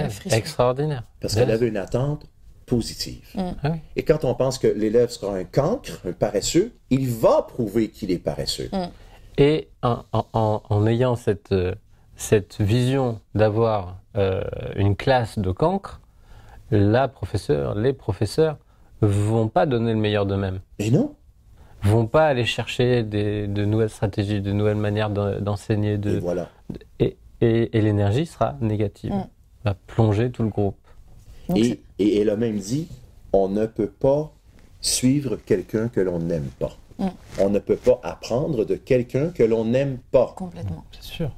Mais qui ne nous aime pas. Alors, je pense qu'il faut prendre chacun des enfants et lui insuffler cette espèce de « t'es beau, t'es fin, t'es capable, tu as des limites, mais on va les travailler ensemble. » Est-ce que tu pourrais nous dire quelles sont les valeurs, déjà, qui te correspondent, et quelles sont les valeurs que tu essaies et que tu transmets aux enfants et aux jeunes adolescents? En termes de valeurs, quelles sont-elles? Il y en a une qui me vient à l'esprit tout de suite, la reconnaissance. Reconnaître la chance que l'on a d'être qui nous sommes et d'avoir ce que l'on a. Il y a des enfants qui, à n'importe quel âge, moi j'interviens auprès des 7 à 12 ans, et lorsqu'un enfant en classe me dit merci, pour une quelconque raison, ou exprime un merci envers un autre élève, ou peut-être son enseignante ou son enseignant, j'arrête tout. Qu'est-ce que tu viens de me dire? Je sais pas. Tu viens de me dire quoi? Qu'est-ce que tu as dit là? Le mot. Merci. Voyons, t'as quel âge? 11 ans? Ah oui? Tu dis merci à 11 ans. C'est fantastique. Est-ce que tu sais qu'il y a 2 beaux mots dans la vie? Merci et Nutella. Parce qu'il y en a un qui nourrit plus le cœur et plus le corps, malgré le fait que fait partie d'un déjeuner sain et nutritif. Je ne vais pas faire de la fausse pub pour Nutella, mais et là, les enfants, qu'est-ce qu'on leur apprend? Bon, d'abord, on peut apporter une notion avec humour. Deuxièmement, une notion simple à la base, mais qui est tellement d'actualité. On ne dit plus nécessairement merci à des petites choses. Donc, quand je dis ça aux enfants, qu'est-ce qu'ils se disent tout au long de l'atelier par la suite? Ils vont s'applaudir. Ils vont exprimer une reconnaissance, une gratitude, un merci de façon très personnelle. Mais ils vont le faire. Et la reconnaissance, pour moi, est quelque chose qui est... Parce qu'on se tourne vers l'autre. Moi, je me couche chaque soir en prenant les 5 éléments les plus wow de ma journée et je dis merci. Exemple, j'ai dit merci pour le repas qu'on avait eu samedi soir. Exactement. Ouais. La rencontre que j'ai faite avec des êtres humains exceptionnels, je me suis endormi avec 1, vous, 2, avec la conférence, 3, avec le fait d'être en France, 4, de ne pas avoir perdu ma valise à l'aéroport. Et vous savez, c'est des petites choses qu'on prend pour acquises, mais qui sont extrêmement importantes. C'est comme un journal de gratitude. Ben oui! Que tu le fasses le matin, le soir ou en fin de semaine. Parmi les petits rituels que j'avais mis en place pendant mon voyage, le soir en m'endormant, je me disais, voilà, merci pour... Alors j'en prenais pas 5, je prenais ce qui passait. Oui. Et je me suis dit, voilà, merci pour cette rencontre, merci pour ça, merci pour ça. Et depuis, je m'endors en remerciant aussi. C'est une sorte de journal de gratitude, que tu l'écrives ou que tu l'écrives pas. Reconnaître et prendre le temps de dire ça, j'ai passé un bon moment. Et du coup, tu t'endors avec des pensées super positives. Ouais, c'est vrai que le remerciement est... Je vois que le temps file un petit peu. Si on peut... Si tu pouvais nous partager la construction du début, comment es-tu arrivé du coup à Gustave et compagnie? Oui. Si tu as quelques éléments, quelques outils, quelques méthodes que tu as réussi à extirper de cette période de construction, de mise en place de toute ton activité d'aujourd'hui. Est-ce que tu peux nous partager tout ça? D'abord, je vous dis que Gustave est arrivé en toute surprise, dans le fond d'une boîte à bulles. Alors que j'attendais un perroquet, on a parlé des oiseaux. Oui. Je venais en France pour un stage chez France 3, en 98. Et j'avais commandé, je l'avais regardé sur le net pendant 6 mois, un perroquet qui vient un fabricant de marionnettes, genre Muppet Show, Jim Henson et compagnie, de Californie. Donc, Beko est arrivé, gros oiseau que je mets sur mon bras avec un faux bras, puis bon. Et Gustave était dans le fond. Et Gustave, pour toi qui nous écoutes et qui n'a aucune vision de ce que c'est Gustave, ce sont 2 yeux qu'on place, c'est comme une bague qu'on place sur une main dans le majeur, et puis les 2 yeux font une espèce de personnage avec la main. Vous allez voir ça sur gustave.ca. Oh oui. Mais Gustave est arrivé et je l'ai mis sur ma main, je me suis dit, tu es mon nouvel ami, et tu t'appelleras Gustave. Le nom est venu instantanément. Et le seul lien que je vois, c'est la Tour Eiffel. Gustave Eiffel. La seule chose, parce que je m'en allais chez vous. Donc, c'est la seule raison. Et c'est un nom rebondissant. C'est un nom un peu, tu sais, qui a une consonance Gustave. Ça provoque toujours un petit sourire. Donc, Gustave m'a suivi, il me suit partout depuis 98. Et quand j'ai perdu mon emploi à la radio, je me suis lancé dans l'animation et j'ai vu que Gustave, lorsque je le sortais en classe, avait un effet bœuf. Les enfants étaient captivés. Et je ne sors pas Gustave plus de 5 minutes par atelier ou conférence. Là. Jamais. Il vient faire un rappel de ce qu'on a vu aujourd'hui, à sa façon à lui. Je ne veux pas trop le sortir pour ne pas le brûler, mais quand il sort avec un peu un fracas. Là. Puis tu sais, les enfants s'en souviennent. Et Gustave, c'est ma partie ludique. Gustave, c'est... un atelier, pour moi, ça se doit de se vivre dans le plaisir. C'est ludique. Donc, on passe un message sérieux, midi avec humour, avec plaisir. Et Gustave vient un peu, on dit au Québec, rapper, ça veut dire faire un recap récapitulatif de ce qu'on a dit en classe de façon très, très ludique. Donc, c'est un rappel pour moi de « je suis un enfant qui a grandi, je suis un ex-enfant ». Donc, je prépare le conférencier avec mes chaussures rouges, mes chaussettes qui ont l'air de soit Mickey Mouse ou avec Oui Charlie. J'ai ma valise rouge au Québec. J'ai mon nez rouge qui est dans ma poche. Ma voiture même est rouge depuis l'année dernière. Alors, c'est un concept, c'est très, très rouge. Pourquoi le rouge? Parce que pour moi, c'est l'amour. Pour moi, c'est la flamme. Pour moi, c'est la chaleur. Pour moi, c'est... Il y en a qui m'ont déjà dit, c'est le sang, c'est ceci. Mais voilà comme tu veux. Un beau moi, rouge pétille. Oui, pétillant, exactement. Donc, et on ne se fâche jamais avec quelqu'un qui a un nez rouge dans le visage. Alors, ma construction d'atelier s'est faite dans le sérieux, en ce sens que j'avais un message sérieux à livrer. Mais je me suis dit, comment le rendre plus ludique? Et, le secret ultime, attention, vous allez tomber de votre chaise. Mémorable. Mémorable. Ramener un atelier ou une présentation à nous-mêmes. Commencer avec une histoire, toujours une histoire. Qu'est-ce que j'ai fait samedi? J'ai eu le plaisir de commencer avec une histoire, Madame Boisvert, Monsieur Breton, Audrey, j'ai parlé de des histoires. On me demande souvent, moi je suis enseignante, comment puis-je avoir un impact encore plus grand chez mes élèves? Racontez-vous. Ben ouais. Les enseignants ou enseignantes les plus aimés, ce sont celles et ceux qui ont une photo de famille sur leur bureau. Les enfants savent tout de l'enseignante ou de l'enseignant. Et le petit dernier rentrait à la maternelle, le chien rentrait chez le vétérinaire. Bref, c'est personnel. Ça augmente la proximité. Le messager est aussi important que le message. Si on n'a pas de relation avec chacun des enfants, je parle des enfants, mais toi qui nous écoutes, peut-être que tu peux penser à ton collègue de travail, ton ou ta partenaire de vie. Tes clients. Tes clients. Mais justement, on ne sert pas des clients, mon ami. Moi, je sers des enfants, mais je sers l'être humain. Oui. Et ça s'appelle aventure humaine. Est-ce que je peux faire une petite parenthèse? Fais ta parenthèse. Fais la parenthèse. On l'attendait. Chez vous. Ça s'est passé chez vous en 2018, juin 2018. Je donne une conférence devant 900 entrepreneurs. Ça a été un moment extraordinaire. J'étais là. Et tu étais là, Gaël. Bien sûr. Et j'ai vécu un moment exceptionnel. Il y a un homme dans la salle qui vient me voir à la fin, il y avait une fête avec des conférenciers. Il s'est permis de s'immiscer dans la fête. Et puis il m'attendait, puis il s'est approché de moi. Et tout timide un peu, j'ai dit, toi, tu m'attends depuis... Est-ce qu'on peut se dire tu? Il dit, bien sûr. Quel est ton nom? Franck. Franck, écoute, tu es d'une patience infinie. Franck, dis-moi, Franck, qui es-tu? Et Franck de me répondre, moi, je suis un être humain. Yes. Les genoux m'ont lâché. J'ai été scié en deux. Mon assistante, qui est ma fille, à ce moment-là, vient me voir. Est-ce que ça va? Je dis, oui, ça va. Je viens juste de vivre un moment. Habituellement, on répond médecin, entrepreneur, papa. Mais l'homme me dit, je suis un être humain, il revient à la base. Donc, quand je me dis, la personne que l'on a devant nous, quand on la traite comme non seulement un client ou un enfant ou une enseignante ou une maman, quand on la traite comme un être humain, on la traite comme un membre de notre famille. Et on la traite de façon admirable. Donc, on met de l'extra dans l'ordinaire. Et je pense qu'il faut se ramener à ça de façon quotidienne. On est là, non pas juste pour nous, mais pour faire pétiller et faire briller. Qui? L'être humain devant nous. C'est pour ça quand on commence les interviews, on ne demande jamais « Stéphane, que fais-tu dans la vie ?»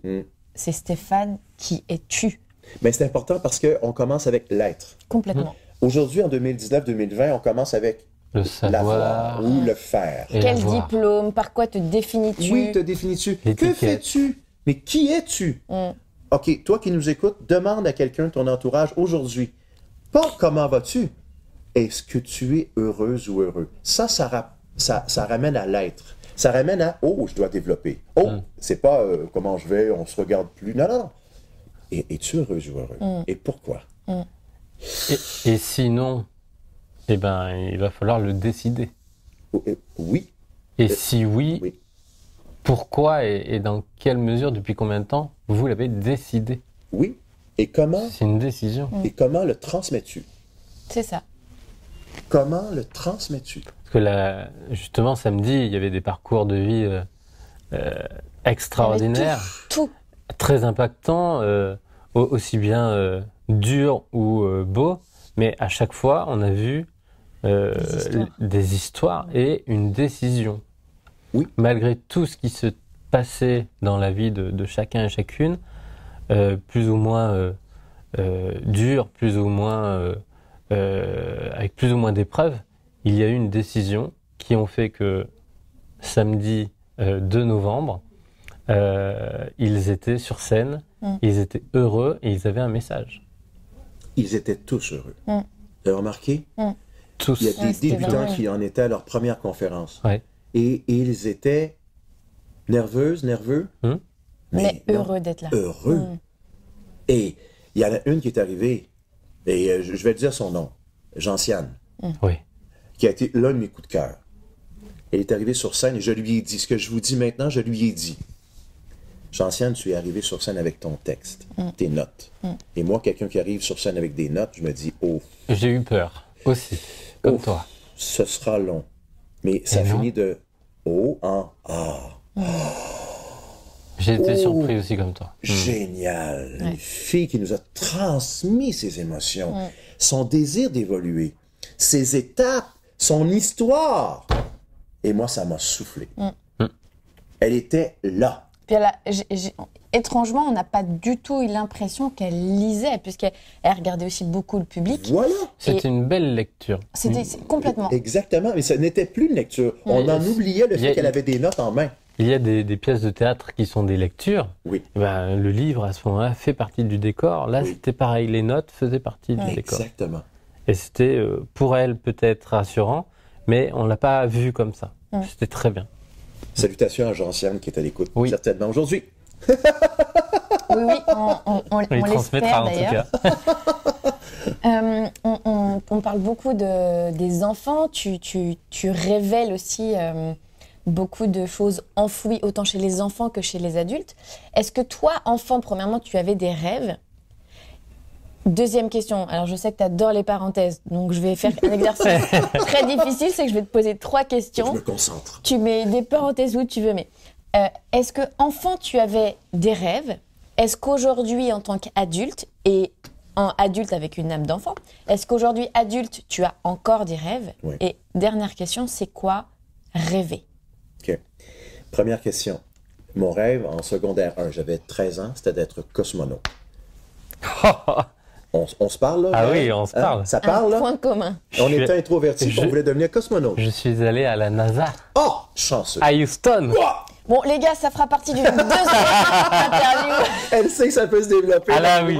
On se fait un yo pour ça. Ah Yo, bah, blablabla. là, ça va faire, là, ça peut faire clairement partie d'une deuxième interview. Vous ne voyez pas les Je étoiles. perds tout le monde. Ah ouais, c'est ça. Ça dérape. On va dériver, là. C'est drôle parce que on parle de cosmonautes et tu as les étoiles, une galaxie dans les yeux actuellement. Et non, c'était être des cosmonautes, puis je sais pas si tu es comme moi, Gaël, mais je n'avais rien personnellement pour devenir cosmonaute. Pas le physique, pas la vue, pas le désir d'aller à l'université pendant 50 ans. J'étais comme... Mais c'était... Je regardais la Lune et on m'a donné à l'âge de 10 ans un télescope. Et moi, regarder les étoiles et la Lune, ça a toujours été un plaisir fou. Toi qui nous écoutes, j'espère un jour que tu vas pouvoir regarder dans un télescope, à quel point les astres, c'est merveilleux. Et la Lune, quand on la regarde, pas dans un livre, là, mais live, en direct, ça a un cachet, là, on voit l'immensité maintenant. C'est l'immensité. Et je m'aperçois avec du recul, vous me posez la question, être cosmonaute, c'est la liberté. Ah, ça. C'est s'envoler. C'est aller au-delà de, c'est ailleurs. C'est aboutir à assouvir une curiosité sans limite. Et voilà, sans limite. Le ciel, sky is the limit. Alors, c'était mon rêve, à l'âge d'à peu près 13 ans. Mais je savais. Et dans un concours ou un test vous savez, on dit l'orientation scolaire, là. Bon. Et on m'a envoyé missionnaire en Afrique. Attends.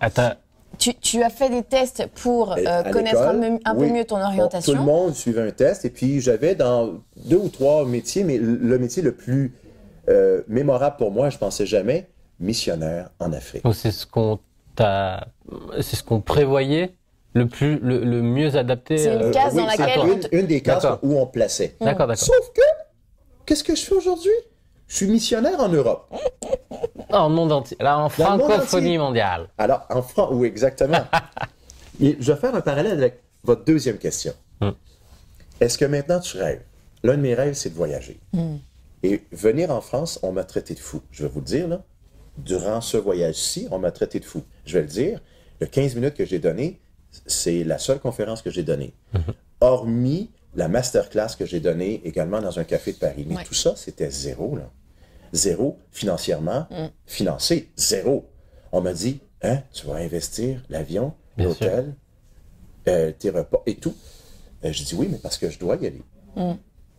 On me donne l'occasion de voir le monde et de voir du monde. Et si notre podcast aujourd'hui était la seule raison pour laquelle je suis venu à Paris, pour moi, ça serait exceptionnel. Parce qu'en ce moment, je vis un moment humain. Je vis une rencontre. Un atelier peut être un atelier. Une conférence peut être une conférence. Mais une conférence ou un atelier peut être une rencontre de cœur à cœur.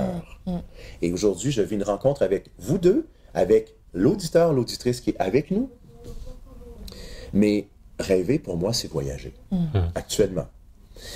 Rêver, pour moi, c'est déléguer. Parce que je suis un loner. Je suis celui qui part avec la rondelle. Vous connaissez le hockey? Je pars avec la rondelle et je vais compter. Je vais au but. Ça a été dans les 19 dernières années. Il n'y a personne d'autre qui peut faire des courriels aussi bien que moi. Il n'y a personne d'autre qui peut écrire le français aussi bien que moi. Mais je m'aperçois que c'est complètement faux. Et de plus en plus, je suis dans la mentalité de je délègue. Donc, je me suis trouvé une assistante qui est en train de devenir vraiment, c'est une amie. Que tu formes. Que je vais former. Des procédures, voilà. m'assister. Et elle est extraordinaire. Et elle a elle va apporter des notes et des talents qui sont différents des tiens, mais peut-être plus forts sur des... Mais pas peut-être plus fort, plus fort sur certaines... Et elle m'impressionne. Sur certains aspects. On a passé 4 jours ensemble là, dans une semaine d'entrepreneurs. Je l'ai invitée. D'accord. Et je vais nommer son nom, Cathy. Cathy, je lui ai dit, tu m'impressionnes. Elle est rapide. Elle a une répartie. Elle a de l'entre-gens. Elle est tatouée des valeurs Gustave dans le front, sur le bras, au cœur, partout. Mais c'est, pour moi, là, c'est une révélation. Et c'est uniquement parce que tu t'es autorisé. Oui, voilà. La permission. La permission. Alors, je dois vraiment aller là, parce que c'est là qui va... la croissance de Gustave et compagnie, mon entreprise, passe par là. Sinon, je plafonne.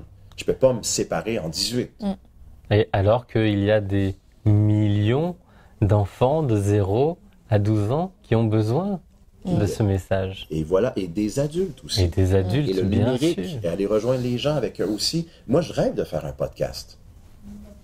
On va s'en parler. Inspiré aujourd'hui. Oui, c'est ça. On sera en communication, certainement, parce que ce que vous faites, pour moi, je trouve ça exceptionnel. Et je veux arriver là. Et je sais que j'ai tout pour y arriver. Oui. Mais il reste d'avoir le temps et la volonté.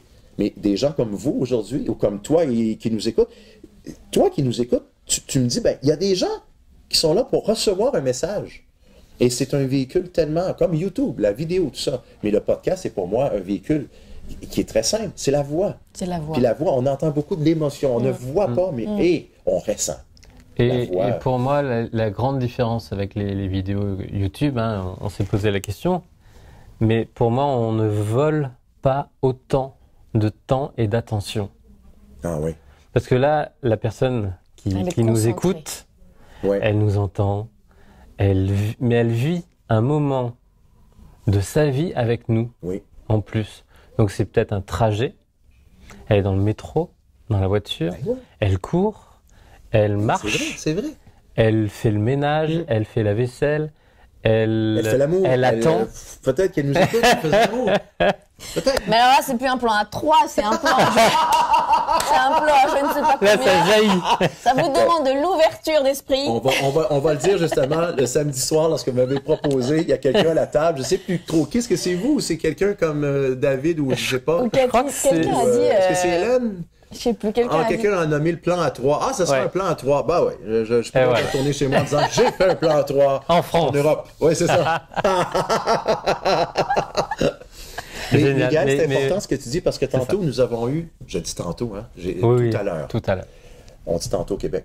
Tout à l'heure, on a eu un silence, hein? Il y a eu une émotion. Une émotion chez vous, une émotion chez moi, puis c'est comme une discussion. Mon prof de radio nous disait, approchez votre voix. On va sentir votre authenticité, votre sourire s'entend. Donc, c'est tellement convivial que je me sens comme chez moi. Et on discute comme samedi soir. Autour d'une table. Et c'est d'ailleurs ce qu'on essaye vraiment d'intégrer dans ces différentes interviews. On laisse vraiment, d'ailleurs dans le montage, c'était une de nos valeurs, c'était les moments de silence. Alors, sauf cas vraiment où on est dérangé et c'était absolument pas prévu, mais on laisse le temps à l'émotion et le silence n'est absolument pas un problème. S'il y a eu silence pendant une interview parce qu'il y a eu émotion, parce qu'il y a eu réflexion, c'est complètement OK pour nous et on laisse ce moment parce que ça fait aussi partie du moment de partage qu'on a eu avec toi et avec d'autres. C'est la vie. C'est la vie. C'est l'aventure humaine. Et donc, pour aller encore un peu plus loin, il est déjà 10h, je sais que tu vas bientôt prendre l'avion. Est-ce que tu peux nous décrire un peu aujourd'hui quelques chiffres de Gustave et ton quotidien? Est-ce que tu as des besoins, des moments de créativité? Est-ce que tu as des besoins de prospection? Est-ce que tu appelles des écoles? Comment ça se passe un petit peu aujourd'hui, ton activité? Côté plus technique, plus administratif. Ou développement. Développement, oui. Peut-être pour l'entrepreneur ou l'entrepreneur qui est à l'écoute en ce moment. Moi, je dirais, oui, il y a toujours une préparation. Il ne faut jamais rien prendre pour acquis. Les gens me demandent souvent, est-ce que tu rejoins? Nous, c'est les commissions scolaires, un peu comme vous, pas l'Éducation nationale, mais il y a le ministre de l'Éducation, il y a les commissions scolaires et ensuite il y a les écoles. Donc, c'est très centralisé vers les commissions scolaires pour l'instant. Nous, c'est les rectorats. Les rectorats. Oui. Alors, je vais rejoindre école par école. Et le bouche-oreille est le plus important. Quand j'ai commencé, j'ai tellement collé des enveloppes et des timbres avec la langue et puis tout, là, puis j'envoyais tout ça par la poste. On se parle environ 2003. Là. Avec le Club des Petits Déjeuners, j'ai été avec eux de 2000 à 2003. Et en 2003, je me suis lancé à mon compte avec Gustave et compagnie. OK. Gustave et compagnie, le nom qui est venu avec une rencontre de mon conseiller stratégique, que je vais nommer Anthony, un ami aussi maintenant. Et Anthony, c'est un vieux routier, là, puis de la publicité au Québec. Et Anthony m'a dit, « Ouais, mais Stéphane, tu cherches ton nom, mais Gustave, c'est la base, donc Gustave et compagnie. » Je dis, oui. Je cherchais un nom. Tu sais, des fois, là, on a la réponse, elle est tout juste sous notre Très souvent. Très souvent. Elle est en nous, cette réponse-là. Donc, Gustave et compagnie est parti et j'avais un souci dès le départ. C'était d'être quelqu'un qui allait prendre soin de mes clients. Non, lorsque j'entre dans une école, j'essaie de mettre de l'extra dans l'ordinaire. Est-ce que ça fonctionne tout le temps? Non. Est-ce qu'on peut essayer? Je pense que oui. Donc, quand je vais rencontrer des enfants, j'ai un souci d'abord de me présenter à qui? La secrétaire. Qui est là en premier dans une école pour m'accueillir? La secrétaire. Alors, je lui demande son nom, je lui fais un you, je lui donne la main. Madame Nadine. Ah, Madame Nadine. Si un enfant me parle de Madame Nadine, je saurai que c'est vous la secrétaire. Et merci de votre sourire parce que vous êtes au front. C'est vous qui m'accueillez dans une école.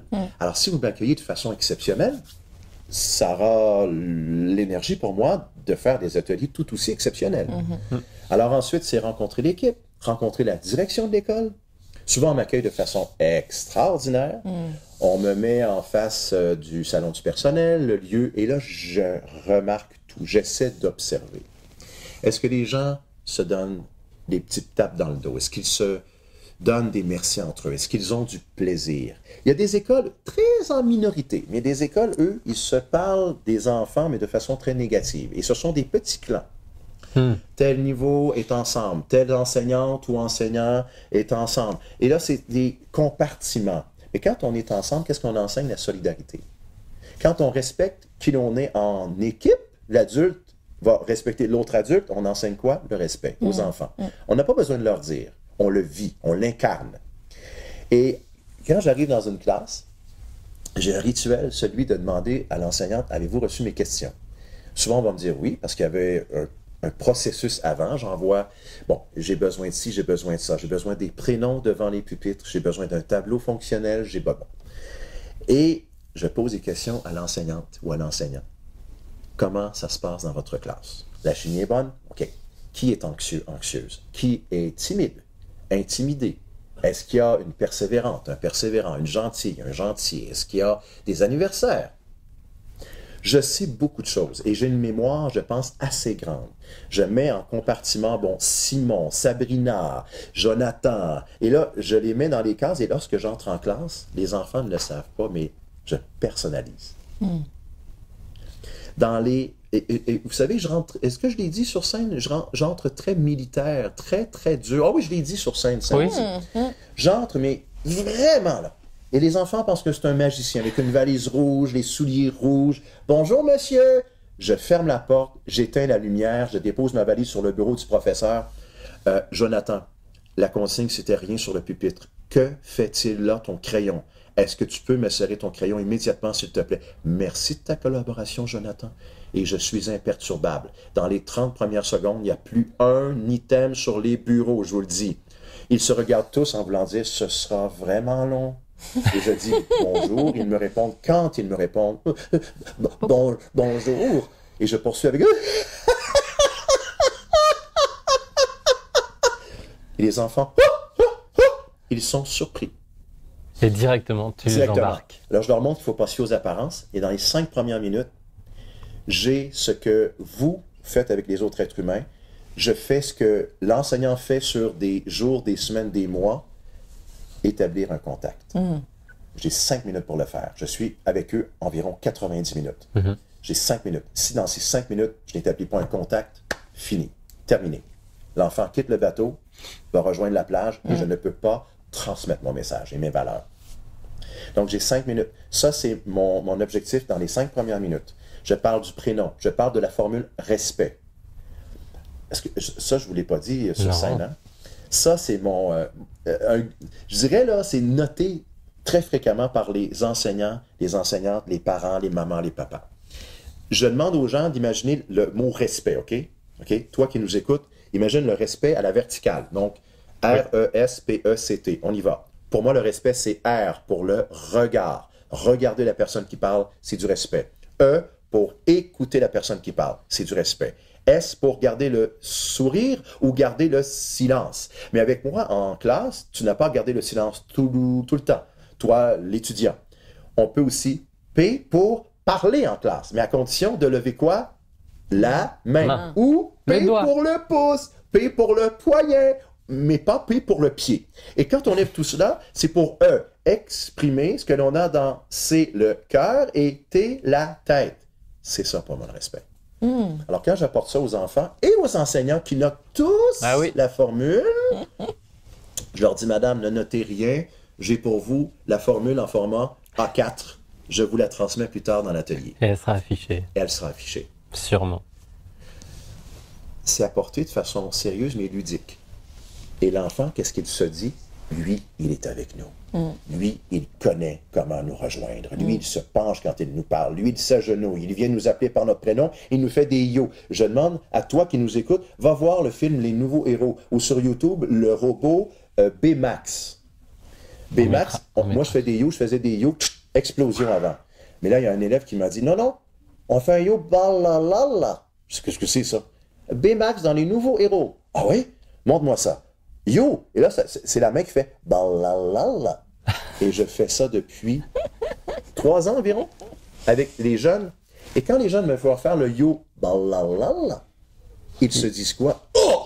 Lui, il connaît. Il connaît le code. Lui, il est avec nous. Il a l'âge qu'il a, mais il connaît le code. Donc, je me mets au niveau de l'enfant. C'est très important. Tu fais l'effort. Tu t'adaptes. Je m'adapte à l'âge que je rencontre. Les 8 ans, les 7 ans, je ne vais pas leur parler exactement comme le 12 ans. Bien sûr. Mais quand j'entre en classe et que la porte est fermée, je vous jure, il y a des confidences. Il y a des moments tellement émouvants. La semaine dernière, j'étais en classe d'élèves de 8 ans. Il y a une petite bonne femme, une petite fille, là, qui m'écoute parler d'une lettre que j'ai reçue d'un jeune qui m'a dit, tu m'as dit que j'avais un grand sourire en classe, mais derrière mon sourire, je cache une chose, je suis victime de violence dans ma famille. Et la jeune fille lève la main, et je ne m'attendais pas vraiment à ça, mais il dit, les policiers sont venus à la maison hier soir, Ils viennent souvent à la maison. Ma sœur de 17 ans fait une crise d'adolescence sévère. Ma 21 ans, ma sœur de 21 ans a appelé les policiers. Ma mère a déjà voulu se suicider. Et ma mère ne veut pas que je parle de tout cela parce qu'elle ne veut pas que la Direction de la protection de la jeunesse au Québec, la DPJ, arrive à la maison. Et là, il continue. Et elle développe. Notre sœur de 17 ans veut nous tuer dans notre sommeil. Bon, elle a dit dans notre dodo. La prof que je vois dans mon champ de vision me regarde en voulant dire « je ne le savais pas ». La journée même, on a pris cette jeune en charge et on a fait un signalement à la Direction de la protection de la jeunesse, non pas pour dénoncer oui, mais protéger la famille. Donc moi, je suis comme un itinérant en éducation, je vais allumer une étincelle. Tu es un éveilleur. Et c'est ça. Hey, ben c'est encore mieux, Laurent. Un éveilleur qui va allumer quelque chose. D'effervescence, d'une façon ou d'une autre. Je pars, je quitte. Je reviens peut-être à cette école dans l'année. Parce que tu crées en fait cette parenthèse. Oui. Et cette bulle de protection où on peut libérer. Et voilà. Et cette jeune fille-là, qui n'en avait jamais parlé parce que sa prof ne le savait pas et qui me dit, ça explique beaucoup de choses sur la jeune fille en question. Moi, je me dis, oh, wow. Et l'école a pris ça en charge après. Ça, c'est admirable. La majorité des écoles le font. Il y a des écoles qui vont complètement s'en foutre. Ça, c'est une très, très large minorité. Mais la majorité prennent l'enfant en charge. Il faut le sécuriser. Il faut lui montrer que l'école, c'est un oasis de paix et de liberté. Et ici, tu es libre de parler. Il y a trop d'enfants qui vivent la violence, physique ou psychologique. Il faut arrêter ça. Et c'est un enfant à la fois. Changer le monde, un enfant à la fois. Ouais. Bon, quand est-ce que tu interviens dans nos écoles françaises? Je vais aux invitations. Mais alors, c'est pour le coup quelque chose sur lequel j'aimerais bien me pencher. Je crois que notre système éducatif français ne nous permet pas aujourd'hui de faire intervenir aussi facilement des intervenants extérieurs. Je crois qu'il y a une énorme paperasse. Je crois que à notre époque, on pouvait bénéficier des classes vertes, des classes de mer, des sorties. Et c'était, mon papa est venu à toutes mes sorties scolaires quand j'étais enfant. D'ailleurs, c'était un moment amusant. Mon père m'emmenait donc à l'école.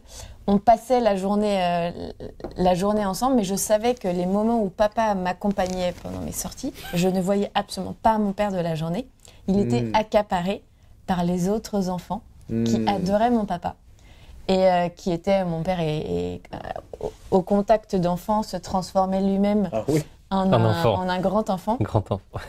Et donc je crois qu'aujourd'hui, le système éducatif français ne permet plus de faire intervenir aussi rapidement.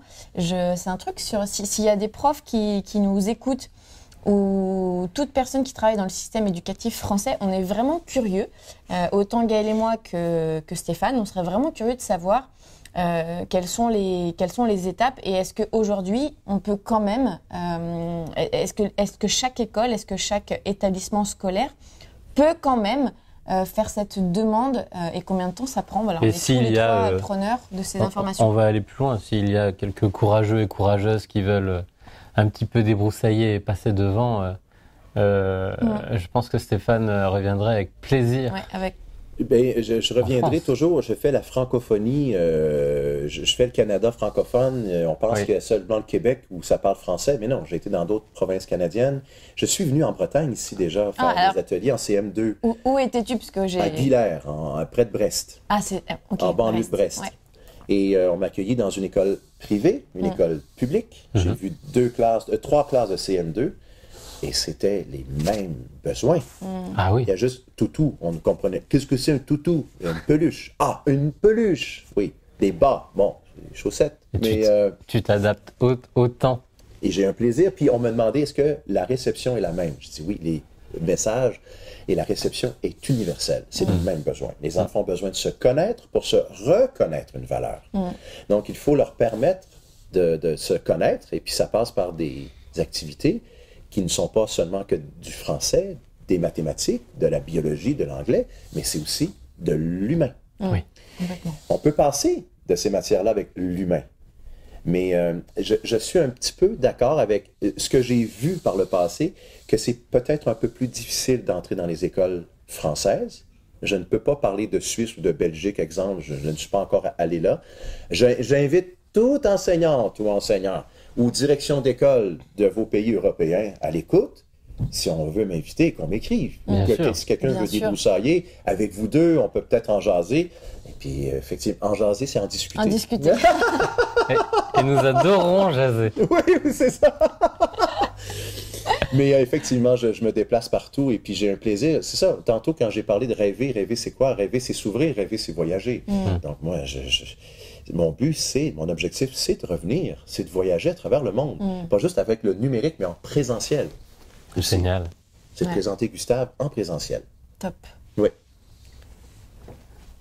Est-ce que c'est OK si on a encore une ou deux questions? Oh, oui. Yes. Moi, j'ai envie d'aller là un petit peu sur justement le futur.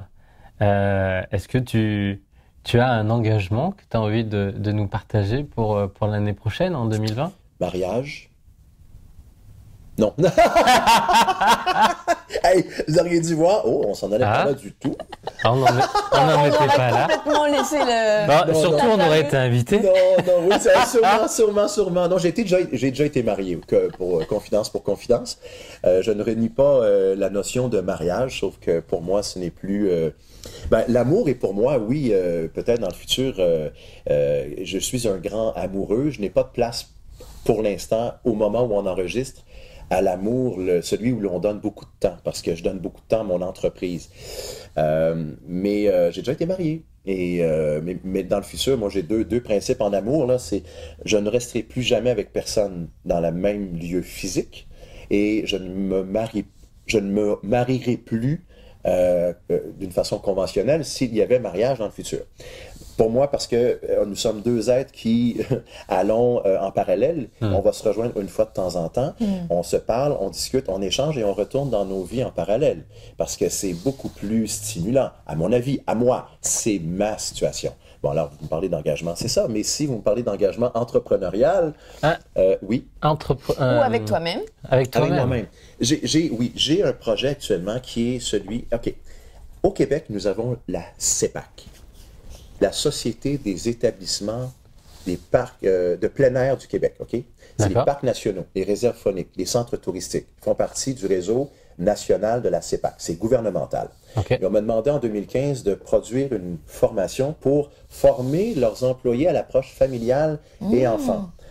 Parce qu'ils avaient une expérience famille à mettre en œuvre, des rabais sur certaines choses, de l'accès aux équipements, mais aussi à l'approche auprès de la clientèle. On m'a dit, tu fais des ateliers pour les enfants et les parents? Oui. Alors, viens chez nous, propose-nous quelque chose. Alors, d'une façon un peu éclatée, je l'ai proposé aux directeurs nationaux dans un congrès. Ils ont tous accepté. Donc, j'ai commencé à faire des formations en 2016, 2017, 2018, 2019. J'ai fait 4 ans, rencontrer les gens sur le terrain, des gens qui sont au service à la clientèle, mais aussi qui vont couper des arbustes, laver vous appelez ça les WC, les toilettes, etc. Donc, mais des gens en contact avec la clientèle familiale et jeunesse.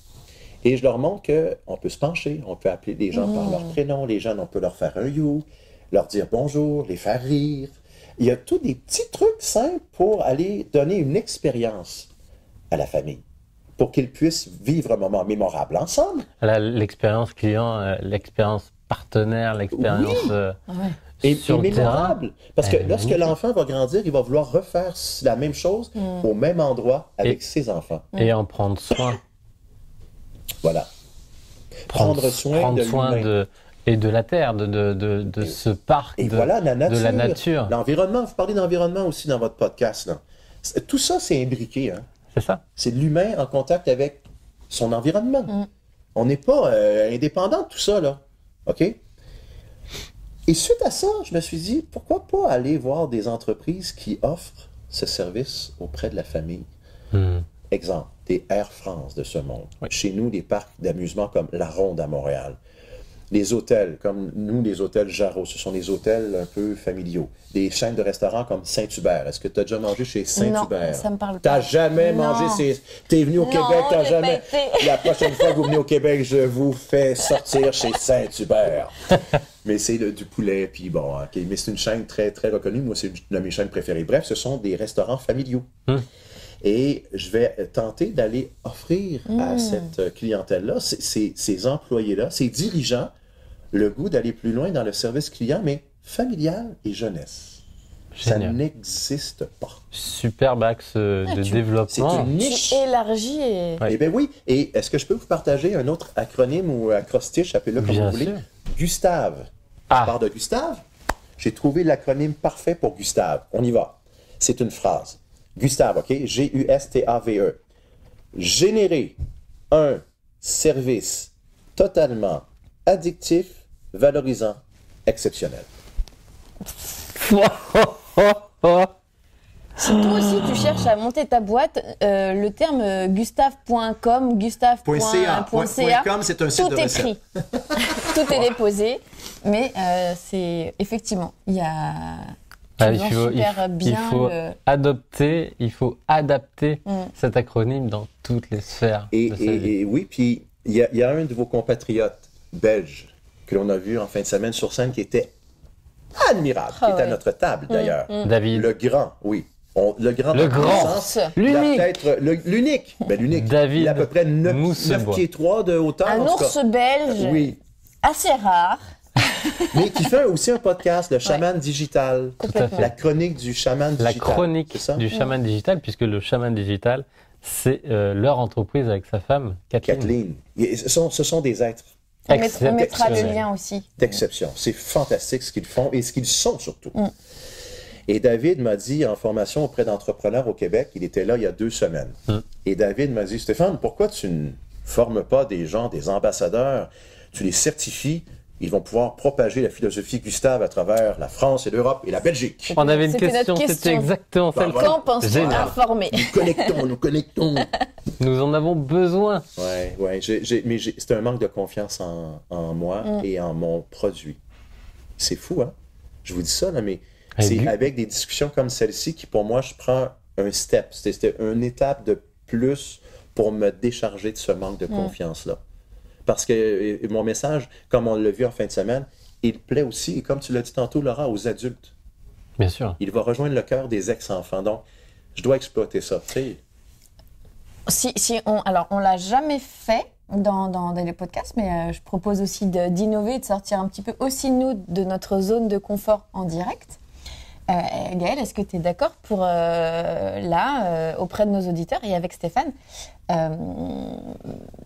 c'est pas faire une sorte d'engagement, mais si jamais tu as envie de brainstormer et tu as besoin d'une confiance extérieure, sachant que nous, on est complètement fans, on serait vraiment ravis de s'engager en tant qu'entrepreneur et ouais, on peut faire un gros yo.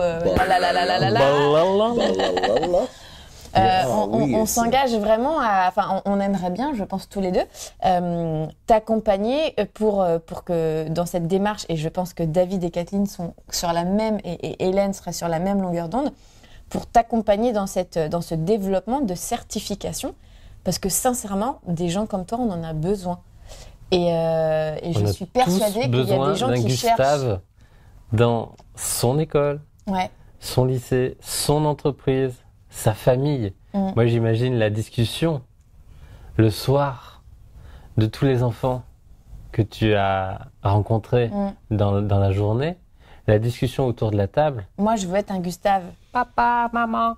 J'ai rencontré Gustave et j'aurais envie d'être Gustave. Et autant tu donnes...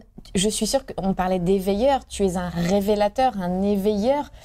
Et je suis sûre qu'en brainstormant, on pourrait trouver plein d'autres beaux termes.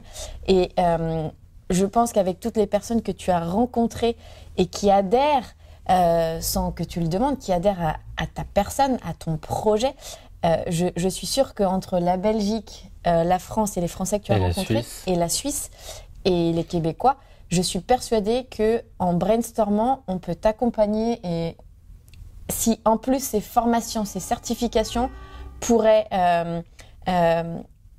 donner envie je suis sûre qu'il y a des gens qui vont nous écouter et qui diraient moi je ne sais pas quoi faire de ma vie, et qui diraient putain c'est ça que je veux faire. Si vous voulez rejoindre moi, je veux faire sourire, je veux faire rire. Et si je dois aller au Québec, je suis sûre que on manque de gens comme toi. Et vraiment, on est plusieurs à le penser. Et surtout, encore plus depuis qu'on t'a rencontré. La certification, c'est pas pour avoir un énième diplôme. Moi qui suis... Pour propager. Qui pense... multiplier. Qui suis encore très française, encore dans ma tête, en disant bah non, je peux pas faire ça parce que je n'ai pas le diplôme. Non, c'est plutôt pour trouver et... justement en forme, dans le bon sens du terme, comme une communauté. Comme une communauté, mais des jolis tentacules, comme des ailes.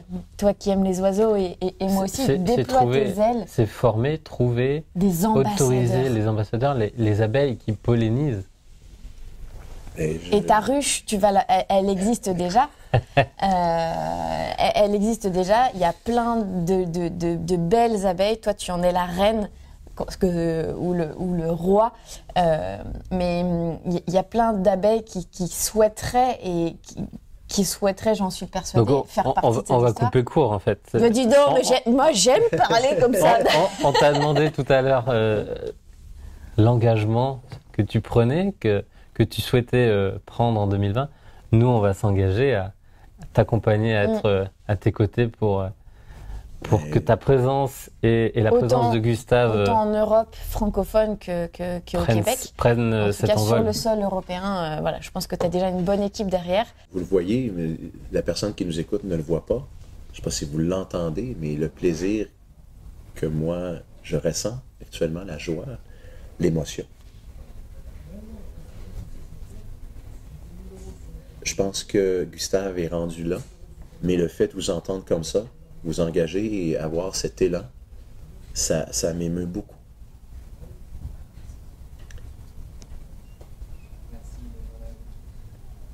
Merci. Et on ne le fait pas pour le fun, on le fait parce que c'est au contraire très humain. C'est un appel. C'est un appel du cœur et que des gens comme toi, vraiment, on en a besoin. Pour nos enfants, pour les enfants, pour les adultes, pour nous en tant qu'anciens enfants et jeunes adultes enfants, on a besoin de gens comme toi.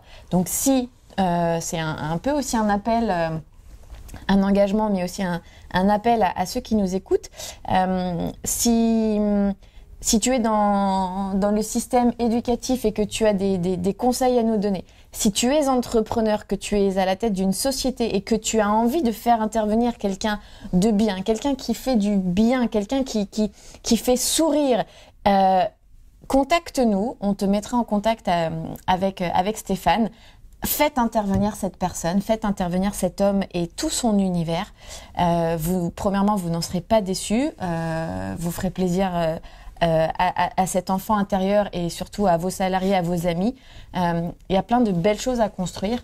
Et vous redonnerez sûrement beaucoup de sens et beaucoup une belle direction, une belle vision. C'est ce qui manque dans beaucoup d'entreprises en ce moment même pour attirer de nouvelles personnes, nouveaux talents. On va dire aujourd'hui recruter les meilleurs de la génération millennials ou génération Z. Ça passe par là en fait. Si on veut proposer des missions, des emplois, des vies remplies de sens, ça passe par là. Par l'humain. Par l'humain. Et d'ailleurs, tous ceux qui travaillent dans le recrutement, dans les ressources humaines, c'est quasiment... ça serait, je pense, une très belle intervention que celle de Stéphane. Donc, on est à votre écoute. Si vous avez des questions, on peut aussi vous mettre en contact direct avec Stéphane. Mais voilà, on n'est absolument pas payé pour faire cette publicité. Y a pas de... On le fait vraiment avec le fond du cœur. Et en tout cas, voilà, au-delà de l'engagement pour ton futur développement, dont on est tous les deux assurés de la réussite. Vraiment, tu es une très belle personne et encore une fois, tu fais du bien. Te voir fait du bien, nous fait du bien. ton sourire nous fait du bien et voilà, faites-le intervenir dans vos sociétés, reviens en France et puis dans tous les cas, on va forcément faire un aller-retour au Québec. Je le souhaite vivement. Ouais. Je le souhaite vivement. Rien que pour aller manger sur Saint-Hubert, là, Saint-Philibert. Ils seront heureux. On va mettre les liens vers Saint-Hubert. Ils seront très contents d'entendre ça. Saint-Hubert Barbecue, Québec. Ah, mes chers amis, c'est une joie. C'est toi qui nous écoutes. J'espère que tu as vraiment entendu l'émotion et que tu as ressenti ces yeux brillants que j'ai devant moi, mais les yeux brillants que j'ai pour ma part.